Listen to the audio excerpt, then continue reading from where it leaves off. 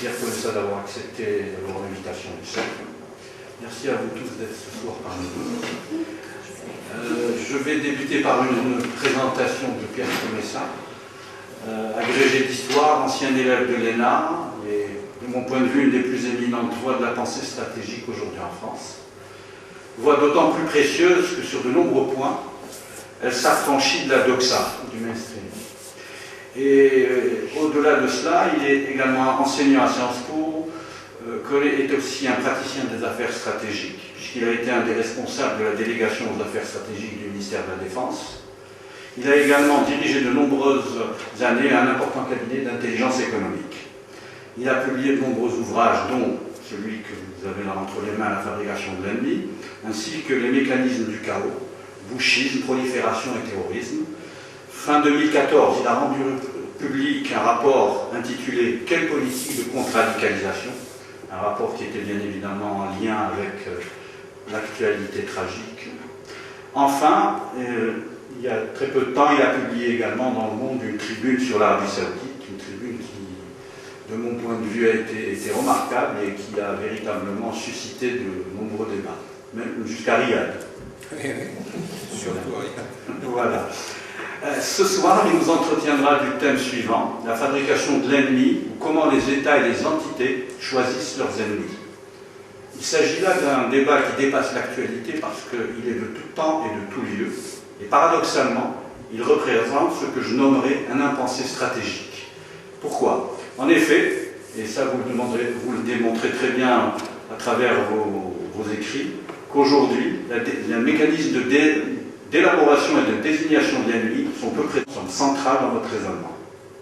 Aussi, à l'écoute de vos stimulantes analyses, nous allons mieux saisir comment, dans un monde où les perceptions et les représentations prédominent, se forge la notion d'ennemi.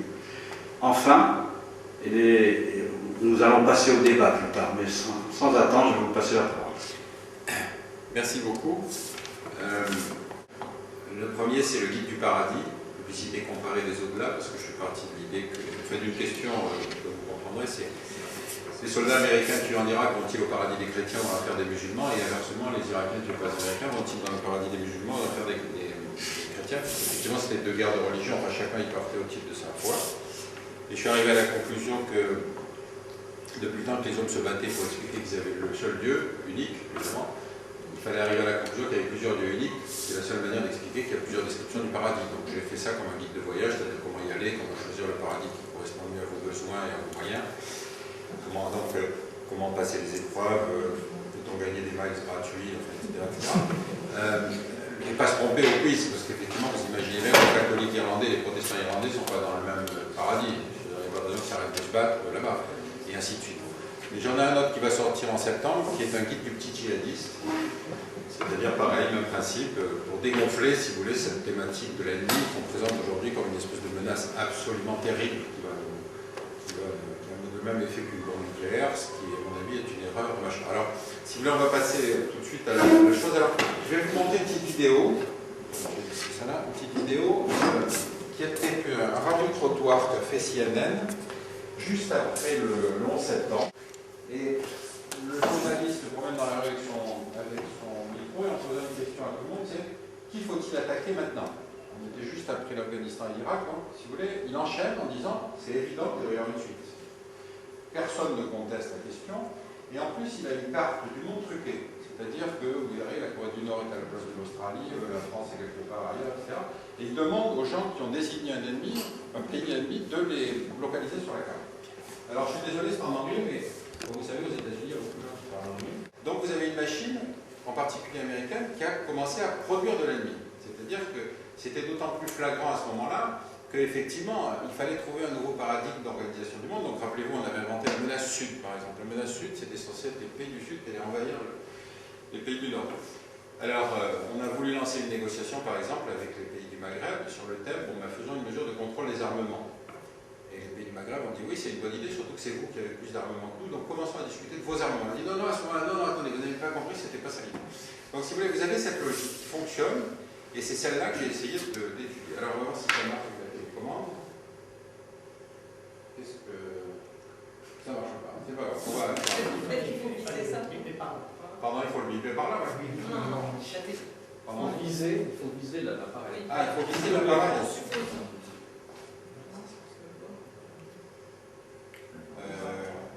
Et alors, sinon ça marche manuellement? Est-ce que le faut passer long? Oui, il est long. On va passer comme ça, je vais me déplacer en façon. Donc si vous voulez, je me suis mis amusé à écrire ce bouquin qui s'appelle La fabrication d'ennemis, parce que je vais essayer de vous expliquer les postulats sur lesquels j'ai fonctionné. Alors, je ne sais pas si ça marche. Voilà. Donc quelques concepts de base. La première chose, c'est qu'une démocratie n'est pas pacifiste par nature, une dictature n'est pas belligérante par nature. Si les démocraties étaient pacifistes par nature, on n'aurait pas colonisé la moitié de la planète avec les Britanniques, on était les deux seules démocraties de l'époque. Les Américains ne seraient pas allés en Irak et les Israéliens ne seraient pas dans les territoires occupés. Et à l'inverse, une dictature comme celle de Salazar ne s'est jamais amusée à faire la guerre, elle n'a même pas participé à la Seconde Guerre mondiale, Franco évidemment qui sortait de la guerre civile non plus. Donc ce postulat, qui est un postulat de toutes les analyses stratégiques des pays occidentaux, c'est une démocratie ne fait pas la guerre. C'est pas vrai, en fait les deux démocraties ne se font pas la guerre, mais quand on est face à d'autres types d'interlocuteurs, on déclenche des guerres, on a des exemples précis. Deuxième chose, si une guerre est faite dans une démocratie, il faut qu'elle soit démocratique, c'est-à-dire qu'il faut convaincre l'autre. La différence, effectivement, entre un président démocratique élu dans une démocratie, c'est qu'il ne peut pas se lever un matin en disant « tiens, on va attaquer le Koweït ». Ce qui est le cas de Saddam Hussein, le jour où il s'est levé, qu'il a dit « tiens, on va aller attaquer le Koweït ». Autour de lui, évidemment, il y avait une cour qui lui a dit « oui, chef, bien sûr, chef, vous avez raison, quelle bonne idée, on aurait dû penser plus tôt ». C'est tout à fait différent. Donc là, il y a tout un processus de conviction qui va faire qu'il y a adhésion ou pas. Troisième remarque, la guerre, c'est quand même un moment particulier, puisque c'est un moment dans lequel il y a une inversion totale de valeur, c'est-à-dire que vous êtes obligé de tuer. Si vous ne tuez pas, c'est votre propre camp qui vous fusille. Et donc, il faut que vous acceptiez il vaut mieux être convaincu pour partir à la guerre. Si vous n'êtes pas convaincu, vous ne faites pas un bon soldat. Donc, encore une fois, c'est ce processus de conviction qui m'a intéressé. Alors, vous allez remarquer aussi que les motifs des guerres des autres sont toujours stupides. C'est-à-dire, on dit, du coup, mais qu'est-ce qu'ils ont à se battre? Vraiment, il n'y a pas de quoi se faire la guerre possible. Alors que les nôtres, évidemment, sont rationnels par nature. Alors, le premier constat, quand on regarde un livre qui s'appelle Monde rebelle, qui est une espèce de somme de l'ensemble des crises sécessionnistes, guerre civile, guerre religieuse, guerre internationale dans le monde, grosso modo, on en recense à peu près 400 à 450. Or, quand vous regardez les grands ouvrages stratégiques, on vous a fait un choix qui vous dit voilà les crises importantes, donc on va vous assortir 10 ou 15, ça dépend du volume que vous achetez. Mais encore une fois, le processus, c'est qui choisit. C'est ce processus sociologique-là qui m'a intéressé. Et donc, il y a bien la nécessité d'avoir un ennemi, même dans une situation où le RSS a disparu, l'exemple que je citais tout à l'heure. Et deuxième chose, comment fonctionne le processus de choix. Alors évidemment, l'ennemi, ça rend beaucoup de service, parce que c'est un facteur identitaire. Vous définissez contre l'autre. Hein. C'est la thèse de Carl Schmitt qui dit la fonction du politique, c'est de désigner l'ennemi. À partir du moment où vous désignez l'ennemi, vous avez un facteur d'identité qui est ce consensus que vous avez construit contre une autre entité, un groupe, une partie de votre société, peu importe. Je vais essayer de faire une typologie des ennemis. Alors, l'appareil qui fabrique cette pensée stratégique, c'est un mélange complexe de structures privées et de structures publiques. Structures publiques, vous avez le ministère des Affaires étrangères, service de renseignement, direction des affaires stratégiques, etc. Des organismes parapublics comme les think tanks, il y en a un qui est pas loin d'ici qui s'appelle l'IFRI, ou alors des organismes privés complètement, ou des intellectuels, s'ils vont vous dire tout à coup, il faut absolument intervenir là-bas parce que nos valeurs sont contestées, enfin je vous citerai des exemples, mais vous en avez certainement en tête. Et donc, vous avez toute une sémantique, si vous voulez, d'ennemis. Aujourd'hui, le problème, pendant les années 90, on manquait d'ennemis. Donc on a remplacé toute la sémantique par risque, menace, mutation. Et vous retrouverez assez fréquemment dans les articles de journaux, dans ce monde en pleine mutation, comme s'il y avait une époque où le monde avait été statique. Je veux dire, à part l'âge d'or des iodes, moi je n'ai pas connu d'exemple de monde statique. Donc vous avez une espèce d'argumentaire, si vous voulez, de la fabrication de l'incertitude. Même encore une fois, si les mutations, on a tous connu, on en connaîtra tous. Alors, dernière remarque, qui est une remarque évidente, les faiseurs d'opinion dans les questions stratégiques ne sont pas les intellectuels les plus intelligents. Le travail de l'historien, c'est après coup de se dire, ben oui, Jaurès avait raison, mais Jaurès était moins lu que Déroulède. Et donc, ce n'est pas les intellectuels les plus intelligents qui sont les plus influents sur l'opinion, c'est ceux qui sont les plus lus.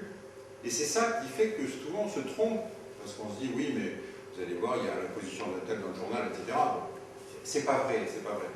Je peux vous citer des tas d'exemples d'intellectuels français, si vous voulez, qui sont très influents sur le plan politique, on en parlera, Mais encore une fois, ce n'est pas les gens qui sont les plus lucides qui sont les plus importants.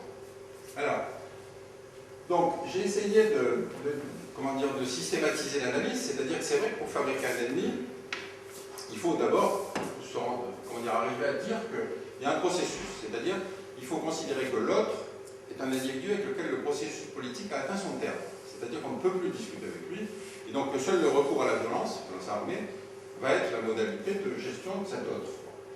Donc, il faut lui donner un certain nombre de caractères, des marqueurs. Il faut évidemment avoir une idéologie qui légitime votre propre action en disant évidemment nous sommes les forces du bien et ils sont le mal. Enfin, pourquoi nous détestent-ils? Parce que nous sommes le bien et ils sont le mal. Vous vous souvenez, c'était la citation de George Bush. Et puis évidemment, il va falloir lui donner une dimension de menace. Donc ensuite, j'essaierai de faire une typologie des ennemis. Après, je parlerai du problème de la déconstruction de l'ennemi, puisque à mon avis, c'est le phénomène politique le plus important de la deuxième moitié du XXe siècle. Mais c'est beaucoup plus amusant de faire des études. Donc, on va regarder, si vous voulez, comment on fabrique un ennemi. Alors, un ennemi, bon, il faut qu'il soit menaçant, cruel, inhumain, tyrannique, etc. Donc, s'il a une sale gueule, c'est encore mieux. Mais évidemment, là, vous avez, donc, je vous ai mis un Ahmadinejad, parce que par nature, effectivement, c'était devenu à un moment la symbolique même du mal.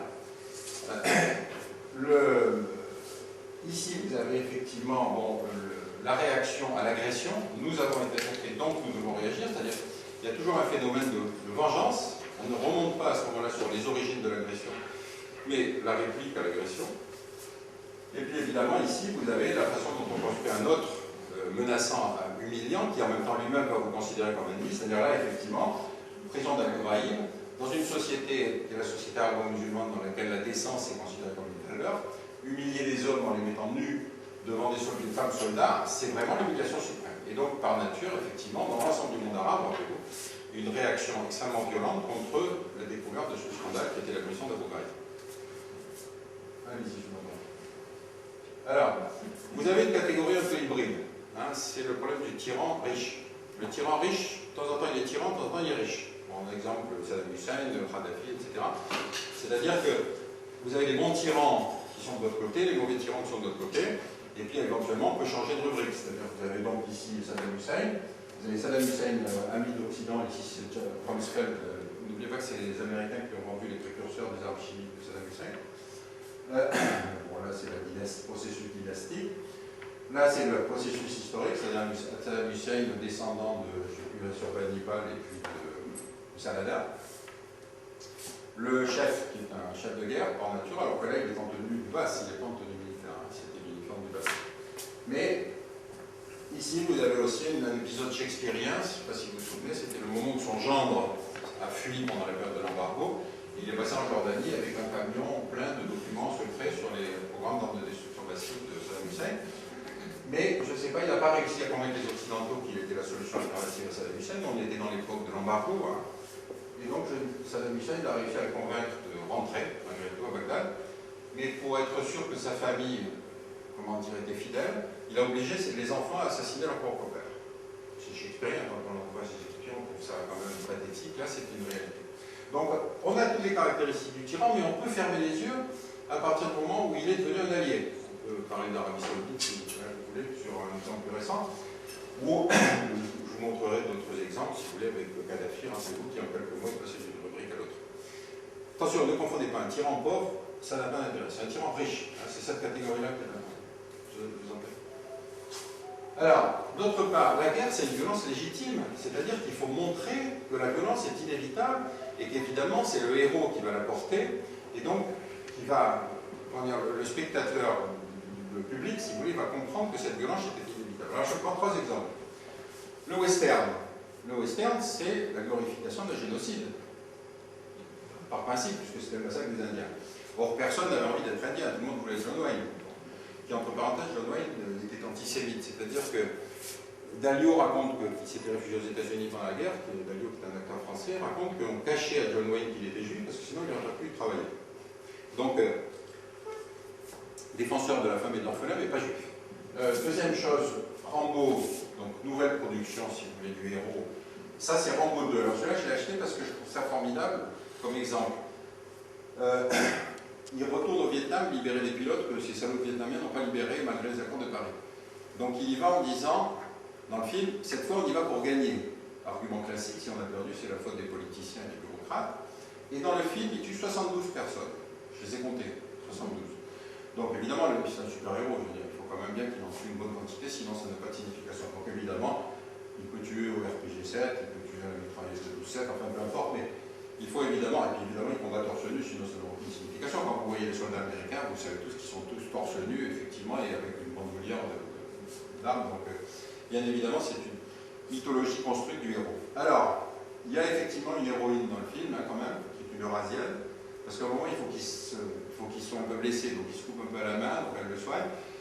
Mais comme un super-héros n'a pas de femme, si vous voulez, elle va mourir avant la fin du film. Donc là, une nouvelle production, American Sniper, je ne sais pas si vous l'avez vu, un film à vomir, parce que c'est tout à fait l'histoire d'un sniper, n'est pas un combattant. Un sniper, c'est un type qui tue des gens à 1,5 km de distance. Et donc, américain, puisqu'il a été tué par un type, un GIs, dont il s'occupait, qui lui avait été traumatisé par la guerre. Alors que lui, si vous avez vu le film, n'est pas traumatisé par la guerre, il ne demande qu'à y retourner. Et en fait, vous avez le même film sur Internet, mais à propos d'un sniper irakien, ce sniper s'appelle Juba.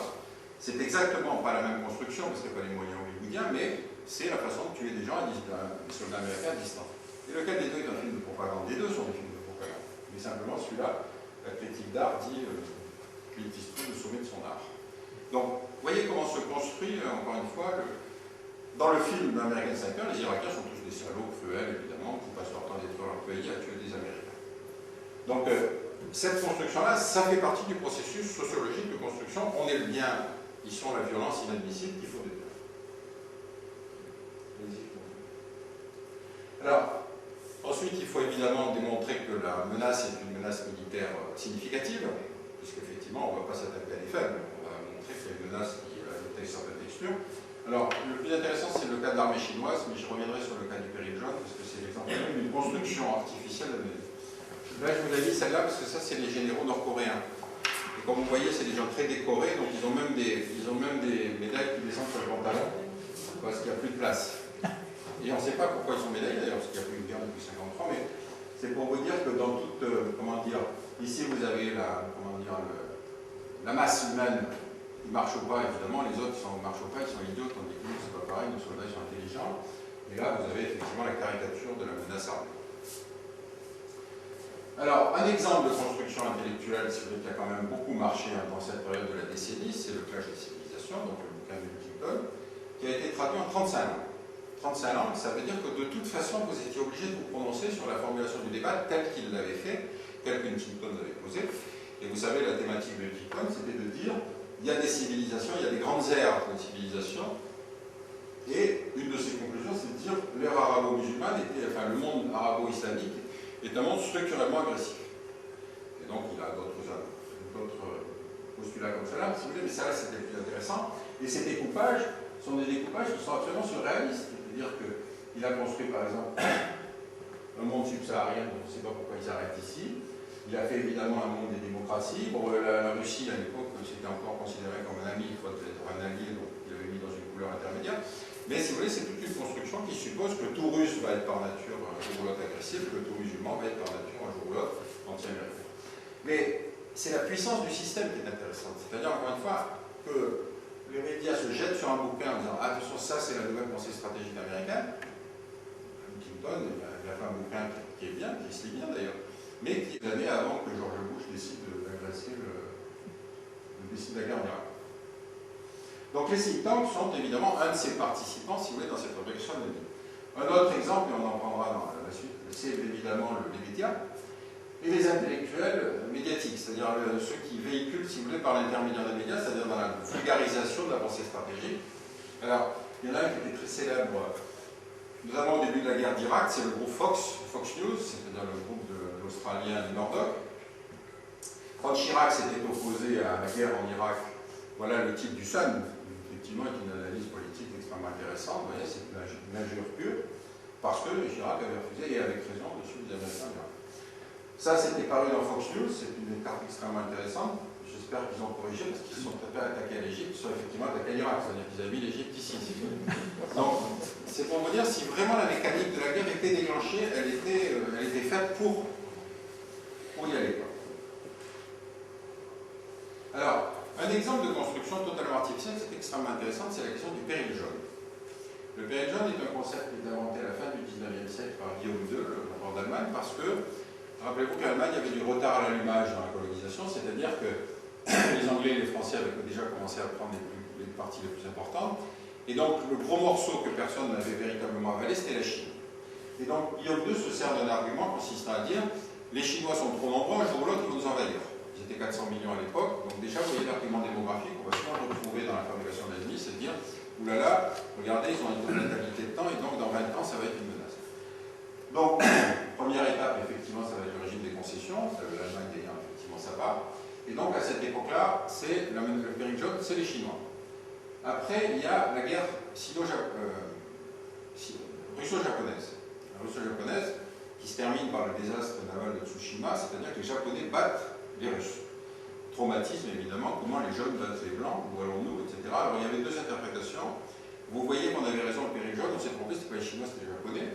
Ou l'autre interprétation, mais c'est pas vraiment des jeunes, parce que vous voyez, ils ont pris nos technologies, donc c'est des Blancs.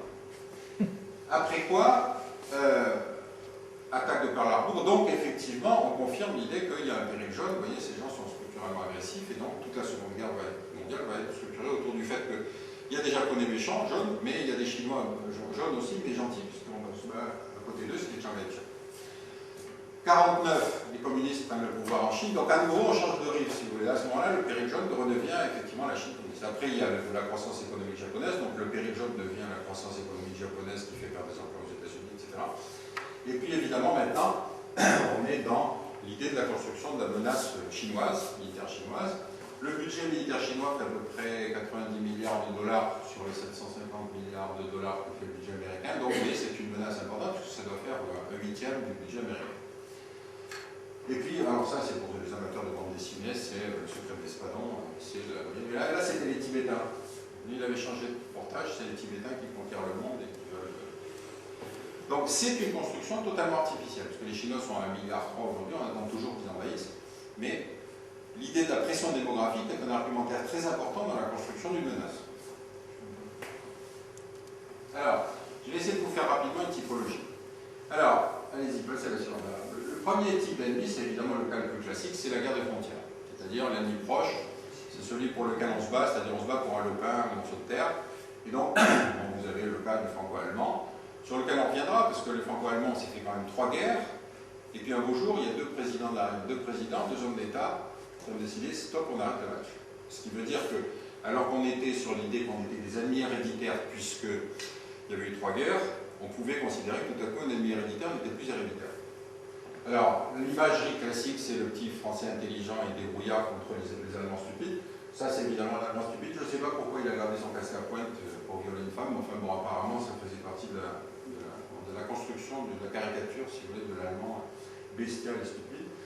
Vous vous rappelez de ces chansons patriotiques françaises où la femme qui a son bébé au sein, et puis un Allemand arrive avec son bébé à lui aussi dans la main, dans les bras, un soldat allemand, et il veut demander à la femme française d'allaiter son enfant. Je ne sais pas pourquoi il emmène son enfant à la guerre, mais enfin c'est comme ça dans le scénario de la chanson. Et la fille répond non, ma maman est française. Vous vous souvenez de ça? Donc en matière de propagande bilatérale, on a fait très très fort, on était au moins aussi bon que les autres abrutis de la planète, si vous voulez, de ce côté-là. Donc la guerre de frontières, je cite un exemple ici, particulièrement caricatural, qui est très contemporain ici. Voilà, ça c'est l'Amérique latine, donc la Bolivie, le Chili, le Paraguay, le Pérou au-dessus. La Bolivie, à la fin du 19e siècle, a perdu une guerre qui s'appelle la guerre du Pacifique, qui l'a soudainement privé, si vous voulez, d'accès au Pacifique. Le Pacifique est là. Hein. Et donc le Chili et le Pérou se sont partagés le... Oui, c'est le Pérou. Au-dessus... Brésil. Moi, je me dis, ça c'est le Chili, ça c'est le Pérou. Donc ils ont fermé, si vous voulez, l'accès à la mer de la Bolivie. Et la Bolivie vit depuis cette époque-là du fait qu'elle a été victime d'une guerre injuste, et donc il y a chaque année la journée de la mer en Bolivie, c'est-à-dire qu'ils continuent à fêter, si vous voulez, le souvenir de l'accès à la mer, qui est considéré effectivement comme une injustice. Alors, comme ils n'ont pas d'accès à la mer, ils font la journée de la mer sur le lac Titicaca. Mais là où ça devient particulièrement ridicule, c'est que la Bolivie est aujourd'hui un gros État pétrolier et gazier. Ils ont adopté le principe constitutionnel. Ils ont demandé au Chili plusieurs fois d'avoir un accès à la mer par cette partie-là. qui est la partie la plus aride du Chili, hein, c'est le désert d'Atacama, qui est une zone totalement inhospitalière. Mais les militaires chiliens étant, comme vous le savez, des gens particulièrement humanistes et ouverts, il n'a jamais été question qu'on sacrifie la terre sacrée de la patrie. Donc ils ont toujours refusé. Donc les Boliviens ont pris un principe constitutionnel disant il est interdit constitutionnellement de vendre du pétrole et du gaz au Chili. Alors, le Chili n'a ni pétrole ni gaz. Les Boliviens ont été obligés de construire un pipe qui passe au Paraguay, qui va en Argentine, qui passe dans l'océan Atlantique pour aller faire le tour par le sud, pour aller vers les marchés asiatiques où sont exportés le pétrole et le gaz. Et les Chiliens sont très fiers de leur intégrité territoriale. Donc vous avez là exactement l'exemple le plus stupide que j'ai pu analyser, si vous voulez, de la querelle frontalière qui peut se résoudre par des négociations politiques, mais sauf quand vous avez des forces qui, à l'intérieur, continuent à considérer que l'ennemi, soit bolivien ou chilien, si vous voulez, donc vous dire que quelqu'un ne peut pas discuter. Allez-y. Deuxième type d'ennemi, bon, ben ça vous le savez, c'est le rival planétaire, c'est-à-dire c'est la catégorie qu'on a connue avec la rivalité franco-britannique ou qu'on a connue pendant l'époque de la guerre froide, c'est-à-dire on fait sa stratégie à l'échelle de la planète.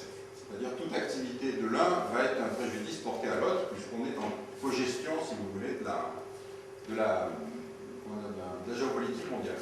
Alors, vous retrouvez les mêmes images, là c'était le poulpe britannique qualifié par les Français à l'époque de la colonisation, et là c'est le poulpe américain qualifié par les communistes, effectivement, puisque vous avez des tentacules partout. Les images de la puissance, c'est-à-dire évidemment c'est le lion britannique qui assure la sécurité de la planète.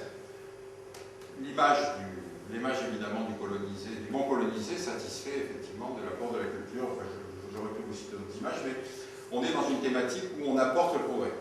On apporte le progrès, on apporte la paix, on empêche les Africains d'être cannibales, etc., etc. Vous savez, tout cet argumentaire qui est celui en général de l'impérialisme de bonne conscience. Les Français apportent les valeurs de la Révolution française en refusant tous les droits politiques aux colonisés, mais ça fait rien, au moins ils ont accès à l'école.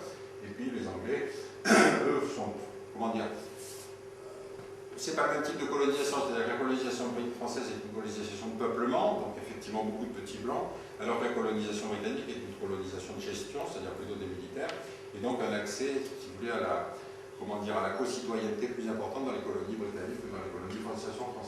Donc le système français, vous le connaissez, c'est la décolonisation difficile. Allez-y. Troisième catégorie, c'est l'ennemi intime, c'est-à-dire la guerre civile.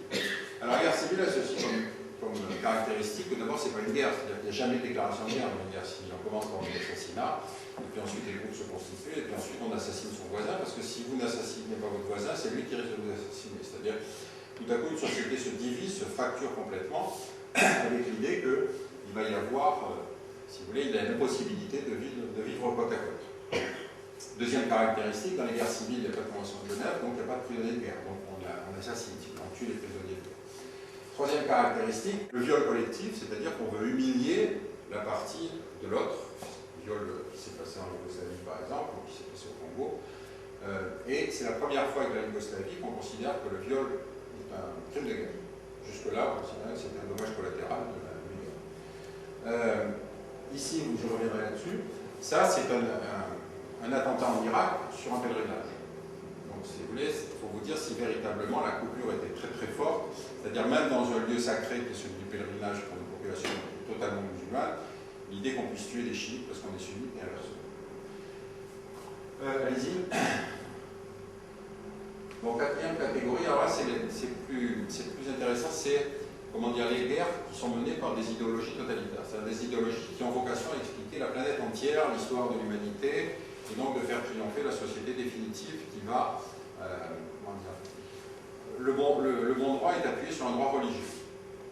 Alors, ça peut être un droit religieux ou ça peut être un droit idéologique, c'est-à-dire que, bon, par exemple ici, posture qui est quasi religieuse, c'est-à-dire c'est la révolution culturelle, le petit livre rouge, donc vous retrouvez toujours l'idée qu'il y a un petit livre qui va vous donner la vérité universelle, que ce soit la Bible, le Coran ou le livre rouge, l'idée qu'il y a un chef charismatique qui évidemment lui a tout compris et donc il faut suivre le règlement, et puis l'idée que de toute façon le sens de l'histoire va apporter effectivement la triomphe de l'idéologie. Alors là je vous ai mis donc la révolution culturelle en Chine, là vous avez manifestation à Londres de salafistes qui expliquent que l'islam a dominé le monde, et là vous avez des colonisateurs, des populations des colonies, des territoires occupés, qui se sentent effectivement menacés, puisque vous savez, les Palestiniens ne sont pas armés, mais c'est un peu comme aux États-Unis, si vous voulez. On s'arme pour se défendre contre celui qui va, de manière ou d'une autre, s'approcher à moins de 2,50 m. Et donc, cette légitimation des territoires occupés, c'est la légitimation religieuse, c'est-à-dire c'est principalement des juifs religieux qui expliquent que c'est le grand Israël promis par Dieu, etc. etc. Et donc, on est à nouveau dans une interprétation où c'est la religion ou l'idéologie totalitaire qui doit régimenter, si vous voulez, la totalité de la vie quotidienne. Et donc, on n'est pas dans une guerre où il y a un espace politique, on est dans une guerre où l'autre c'est le mal. Nous on est le bien et l'autre c'est le mal. Allez-y.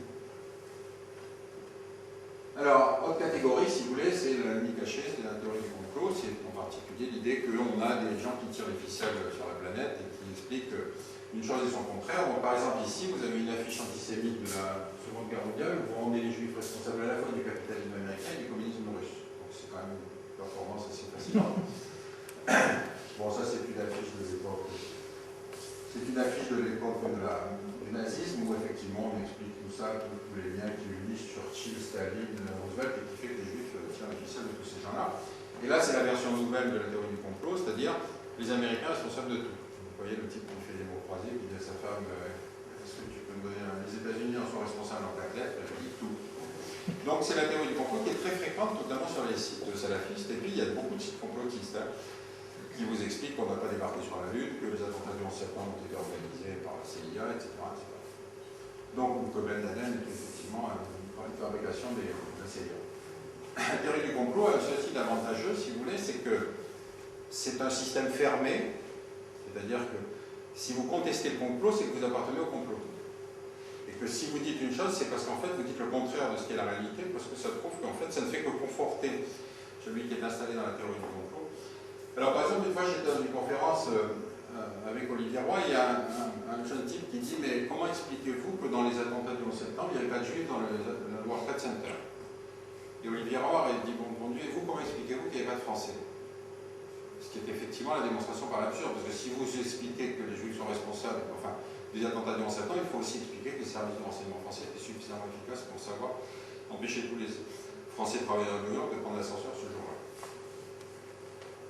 Allez-y.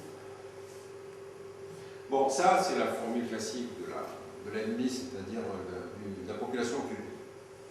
Scénario qu'on a connu par la colonisation. C'est-à-dire l'occupé, c'est le sauvage qui ne comprend que la force.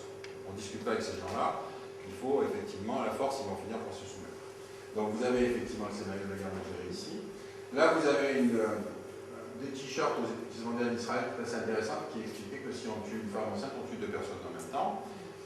Et là vous avez une carte extrêmement intéressante parue dans le monde diplomatique, qui est ce qu'ils appellent l'archipel des territoires occupés, c'est-à-dire que quand on grossit les voies réservées aux colons juifs et qu'on sépare, si vous voulez, les parcelles telles qu'elles sont séparées aujourd'hui par le mur, on s'aperçoit qu'il est totalement impossible aujourd'hui pour une gouvernance palestinienne de la Cisjordanie. C'est-à-dire qu'il n'y a plus de continuité géographique et que la colonisation a été faite de manière à peu près systématique, de façon à ce que plus aucune autorité palestinienne ne soit possible.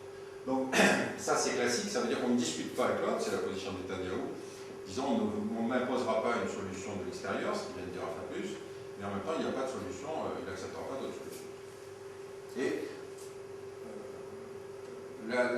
l'exemple, si vous voulez, très caractéristique, c'est-à-dire lutter contre les attentats du Hamas par la force militaire, ça fait le deuxième épisode qu'on connaît, la première fois je crois qu'il y a eu 1200 morts, cette fois-ci il y a 1100 morts, mais ça ne casse pas le terrorisme. Donc c'est un élément de réflexion important pour savoir ce qu'on fait nous quand on envoie des troupes en Irak. Vas-y. Alors ça c'est évidemment la formule la plus nouvelle, c'est celle qui est apparue en septembre, c'est-à-dire on est dans une situation où les Américains sont seuls grande puissance planétaire. Et si vous êtes la seule grande puissance planétaire, on ne peut pas faire la guerre contre une autre puissance, parce qu'il n'y en a qu'une à votre portée. Donc on a inventé la guerre contre des concepts. C'est-à-dire la guerre globale contre le terrorisme et la prolifération. C'est la première fois qu'on fait la guerre à des idées. Habituellement, on faisait la guerre à des pays. Et donc, il y a bien effectivement des figures qui vont représenter cet ennemi. Ici, vous en avez effectivement un certain nombre. Mais alors, c'est le jeu des terrains. Il y en a un qui s'est glacé, qui s'est glissé là-dedans, et qui est une erreur de Fox News, une fois de plus, c'est le Dalai Lama, qui s'est retrouvé là, je ne sais pas si vous avez le stock, mais bon, pas grave. Il y en a suffisamment d'autres qui sont utiles. Alors, voyez, vous les retrouvez tous, hein. Vous avez Assad, vous avez Castro, vous avez Poutine, vous avez Kadhafi, vous avez Laden, vous avez le Hezbollah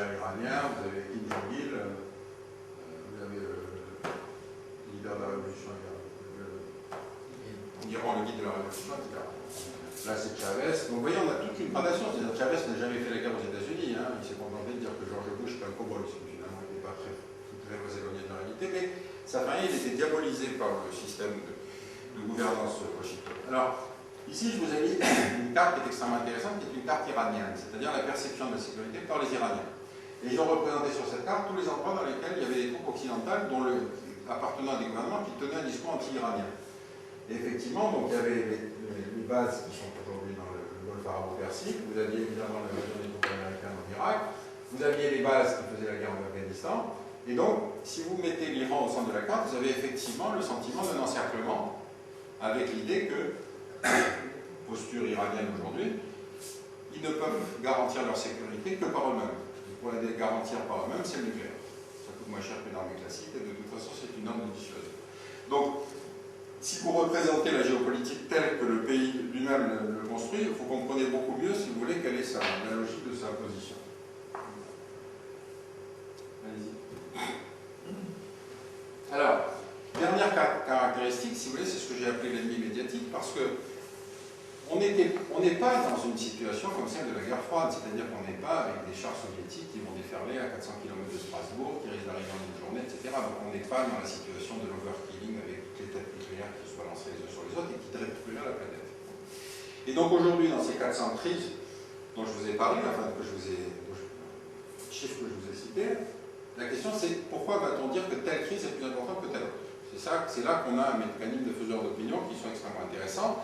Alors, bon, première catégorie, c'est les intellectuels médiatiques, c'est-à-dire là vous avez Bernard-Henri Lévy. Donc Bernard-Henri Lévy, c'est intéressant parce que c'est l'homme qui va dire « Je dois vous dire ce qui, au nom de nos valeurs, constitue la menace la plus grave ». Donc il s'est beaucoup impliqué sur la Bosnie, ce qui était plutôt bien, puis après vous connaissez la suite, il s'est impliqué sur la Libye, etc. Donc encore une fois, l'intellectuel médiatique, ce n'est pas un intellectuel qui réfléchit sur le monde, c'est un intellectuel qui a une position de pouvoir dans les médias. Bernard-Henri Lévy est au comité d'électeur du Monde, il est au comité de surveillance de l'Arte, etc. En plus, il a beaucoup d'argent, donc il a effectivement une certaine capacité à gérer. Il y en a un autre aussi que j'aime bien, c'est Alexandre Adler. Parce qu'Alexandre Adler, il a un truc d'écriture que je trouve absolument fascinant, c'est qu'il cite les services de renseignement. Il dit, dans cette région du monde, les services pakistanais sont très actifs. Donc si vous citez les services de renseignement, vous donnez un sentiment d'abord d'information que personne ne peut contester. Et si vous dites services de renseignement, vous avez tout à coup le sentiment qu'il y a effectivement un homme qui est très très introduit et qui connaît bien. Donc c'est pas... Il donne le sentiment de coucher tous les jours avec Rouhani. Adler, il écrivait des chroniques régulières dans le Figaro. Et alors un jour, c'est un ami à moi qui m'a raconté ça, il lisait la chronique et puis le dernier paragraphe n'avait pas de rapport avec le corps de l'article. Alors il appelle Adler en disant « Alexandre, je ne comprends pas la fin de ton paragraphe, qu'est-ce qui se passe? La fin de ton article. » Et il dit bah, « Écoute, tu sais, je dicte mes articles au téléphone, et puis ils m'ont rappelé parce qu'il manquait 1000 signes. Donc il a rajouté 1000 signes. » Donc ça fait partie, c'est de ce que j'appelle les intellectuels médiatiques, c'est des gens qui sont en position de pouvoir et qui sont effectivement, tout à coup, vont faire la vérité. Deuxième catégorie, c'est effectivement les humanitaires, qui vont dire « Je connais les victimes, donc je vais vous dire qui sont les bourreaux, si vous voulez. » Donc ça, c'est aussi un argumentaire. Là, on va passer, parce que le cas de la photo ici est plus illustratif sur un autre exemple que je vais vous donner. Alors, moi j'ai dit effectivement que dans les territoires occupés, il y avait un intégrisme juif qui était moins dangereux aussi dangereux que l'intégrisme musulman, et on m'a qualifié d'antisémite. Là, vous avez une construction très intéressante qui est celle du Dalai Lama. Dalai Lama, c'est le 13e Dieu vivant sur Terre. Je ne sais pas si vous connaissez le processus de désignation du Dalai Lama, mais si je me souviens bien, c'est l'ordre des bonnets blancs qui vont choisir dans une famille tibétaine qui est l'enfant désigné par Dieu pour devenir le futur Dalai Lama. Ensuite, ils le passent à l'ordre des lamas des bonnets jaunes qui vont faire toute son éducation. C'est ce qu'on appelle une théocratie. Mais je veux dire, arriver, comme l'a fait la ville de Paris, à en faire un citoyen d'honneur de la capitale de la laïcité dans le monde, il y a quand même une espèce de saut intellectuel que j'ai eu du mal à comprendre.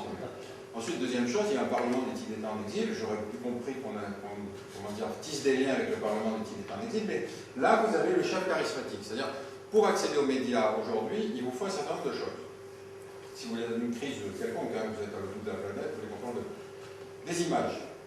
Si vous n'avez pas d'images, vous n'existez pas.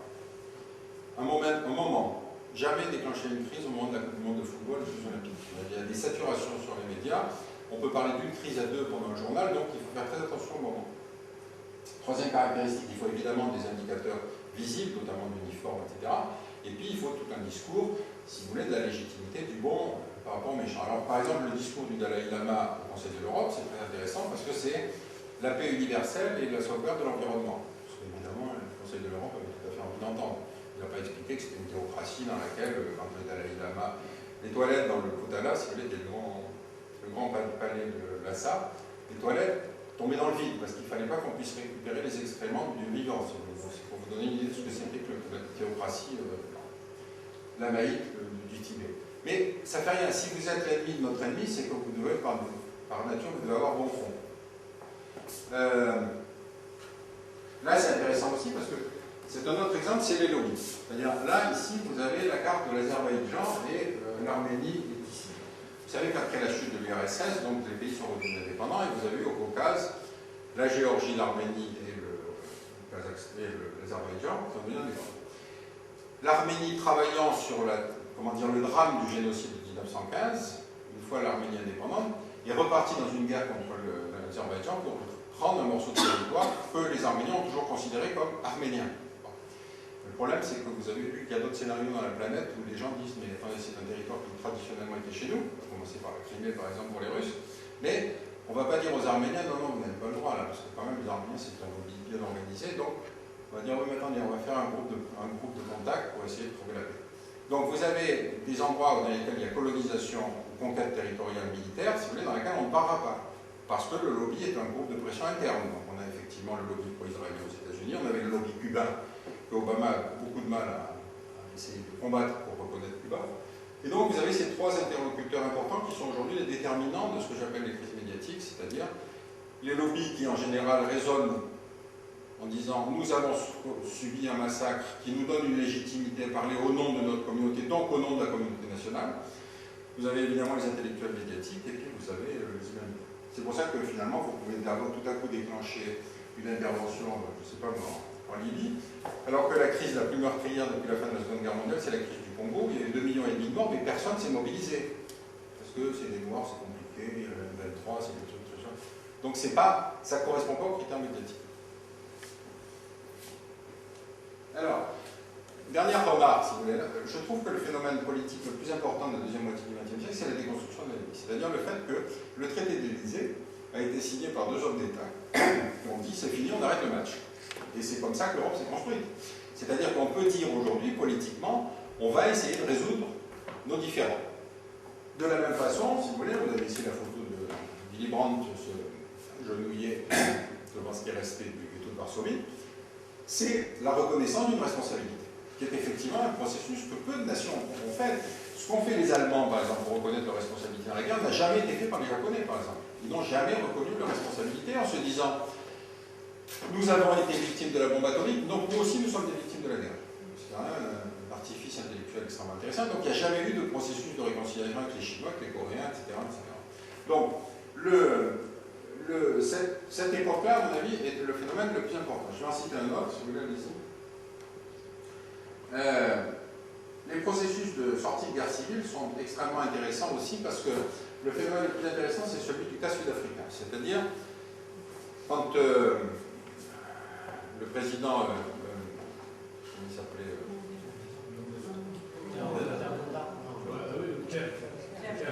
Non, je parle du premier président de la République multiraciale, qui a fait 25 ans de prison. Donc quand Mandela, si vous voulez, accède à la présidence, il lance l'idée d'une commission vérité et réconciliation. Et le postulat de cette commission, c'est extrêmement intéressant parce qu'il dit votre inhumanité est la même que la mienne. Nous sommes sortis d'une guerre civile, donc vous avez fait autant d'horreurs que nous en avons fait nous-mêmes. La condition pour vivre ensemble, c'est que chacun reconnaisse cette inhumanité. Et le processus, c'était que des gens viennent témoigner devant la commission vérité et réconciliation, qui était en fait composée que de gens indiscutables. Il y avait Monseigneur Toutou, Desmond Tutu, etc. Donc des gens qui n'étaient pas des acteurs politiques. Et la condition pour être amnistié, c'était de reconnaître ses fautes. Et de les reconnaître devant la famille des victimes. C'est-à-dire qu'il y a eu des scènes extrêmement dures de gens qui reconnaissaient qu'ils avaient assassiné un tel dans telle circonstance, etc. Et les conditions pour qu'ils ne soient pas poursuivis étaient justement cette reconnaissance. Ce qui a été la base de la réconciliation, et je sais que ça laisse des traces, de ce qu'il va faire après la nation arc-en-ciel. C'est-à-dire qu'il n'y aura pas le processus de décolonisation avec l'expulsion des blancs, comme ça s'est fait par exemple en Rhodésie et en Zimbabwe. Il y a au contraire l'idée qu'il faut qu'on continue à vivre ensemble. Donc, après, il y a eu d'autres commissions, si vous voulez, qui ont décidé, si vous voulez, l'amnistie, parce que c'est pas toujours la justice, hein, il faut faire un choix. Est-ce qu'on décide d'oublier, est-ce qu'on décide de se réconcilier, est-ce qu'on décide de juger ou pas? Le cas espagnol est particulièrement intéressant, parce que les Espagnols décident, au moment de l'établissement de la démocratie, de ne plus parler des crimes du franquisme. Et en même temps, il y a quand même effectivement un petit quelque chose qui reste en travers de la gorge, mais c'est le juge Garzón espagnol qui va décider de demander l'extradition du général Pinochet quand il se trouve en Angleterre, en expliquant que la dictature chilienne avait assassiné des citoyens espagnols. Mais en même temps, Pinochet, à cause du processus de réconciliation au Chili, était devenu sénateur à vie, c'est-à-dire qu'il était couvert par l'immunité. Donc vous trouvez dans cette situation extraordinaire où au Chili, Pinochet était considéré comme impossible à poursuivre puisqu'il était couvert par l'immunité électorale, enfin par l'immunité sénatoriale, et un juge espagnol décide de le poursuivre parce qu'il a fait assassiner des Espagnols. Par contre, le juge espagnol ne pouvait pas poursuivre des généraux espagnols puisqu'il y avait la loi d'amnistie espagnole. Donc, le processus de l'amnistie est un processus qui ne règle pas les questions, c'est-à-dire qu'on décide d'oublier, mais en même temps, il y a des choses qui continuent à exister, et la justice, en général, fait des contorsions pour essayer de contourner les lois d'amnistie. Par exemple, au Chili, donc, où effectivement beaucoup de juges chiliens ont considéré que l'amnistie des militaires était quand même assez scandaleuse, ils ont réussi à contourner. Vous savez, les lois d'amnistie, en général, on dit on ne jugera pas les crimes commis entre telle période et telle période, c'est-à-dire la période de la dictature, par exemple, et les crimes politiques. Et finalement, les juges chiliens ont réussi à contourner la loi en disant, mais attention, il y a eu des enlèvements d'enfants de gens qui ont été assassinés et qui ont été confiés à des familles militaires. Ensuite, ils ont dit, oui, mais attention, regardez, quand on regarde les biens du général Pinochet, c'est pour ça qu'il a des comptes en Suisse. Donc en fait, si vous voulez, ils ont contourné la loi pour les poursuivre par d'autres aspects. Donc, ce sont des processus, si vous voulez, qui sont des processus qui laissent des cicatrices, mais enfin, c'est des efforts pour sortir de la période de guerre civile. Allez-y. Bon, et puis évidemment, il y a la réconciliation selon la nature des massacres, est évidemment extrêmement difficile. Le cas du Rwanda, autant, si vous voulez, l'Allemagne, le procès de Nuremberg, c'était la justice du vainqueur sur le vaincu. Et évidemment, on considérait qu'il fallait faire descendre la chaîne hiérarchique pour arrêter le niveau de responsabilité. Dans le cas du Rwanda, où ça a été un génocide populaire, c'est-à-dire que chacun assassinait, si vous voulez, son voisin Tutsi à côté, il n'était pas question de juger les responsables seulement. Il fallait qu'il y ait une espèce d'activité d'exorcisme qui se passe dans les villages, c'est ce qu'on a appelé les commissions gachacha, dans lesquelles, dans les villages, les gens continuent à exister, alors que parfois, vous avez votre voisin qui a assassiné un de vos parents, si vous voulez, mais il continue à vivre dans le village. Donc tout ça sont des processus extrêmement intéressants, très difficiles à mener. Parfois, ça donne presque rien, parce qu'on n'arrive pas à atteindre, si vous voulez, les principaux responsables. Mais en fait, ce sont des efforts qui ont été tous menés de manière assez importante.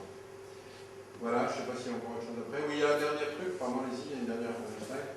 Alors évidemment, la dernière création, c'est la Cour pénale internationale. Ça, c'est une conséquence, c'est une idée de l'américaine de Bill Clinton pour instaurer après la Yougoslavie l'idée que la justice ne soit pas la justice du vainqueur sur le vaincu, mais ce soit la justice de la communauté internationale sur les crimes de guerre. Donc on pouvait juger aussi bien un camp que l'autre. Donc effectivement, on a essayé de juger Pol Pot, mais après il était mort. De perfection avec Soto, donc on a jugé les autres, numéro 2, numéro 3, etc. On a réussi à juger Milosevic, on a essayé de juger Charles Taylor, le Libéria. Mais il y a toujours un manque, c'est-à-dire que les pays qui n'ont pas ratifié le traité de Rome créant la Cour pénale internationale, ce sont les États-Unis, la Russie, la Chine, Israël, et puis un certain nombre de pays arabes qui ont fait. Il est évident qu'aujourd'hui, si vous voulez aller demander l'extradition d'Omar al-Bashir pour les massacres qu'il a fait au Soudan sans pouvoir juger George Bush, c'est quand même un espèce de trou dans la justice internationale. Et là, j'ai mis un cas qui est extrêmement intéressant, puisque là, ce sont les sociétés militaires privées qui agissent en Irak. Vous savez qu'en Irak, il y avait autant de sociétés militaires privées que de soldats en uniforme.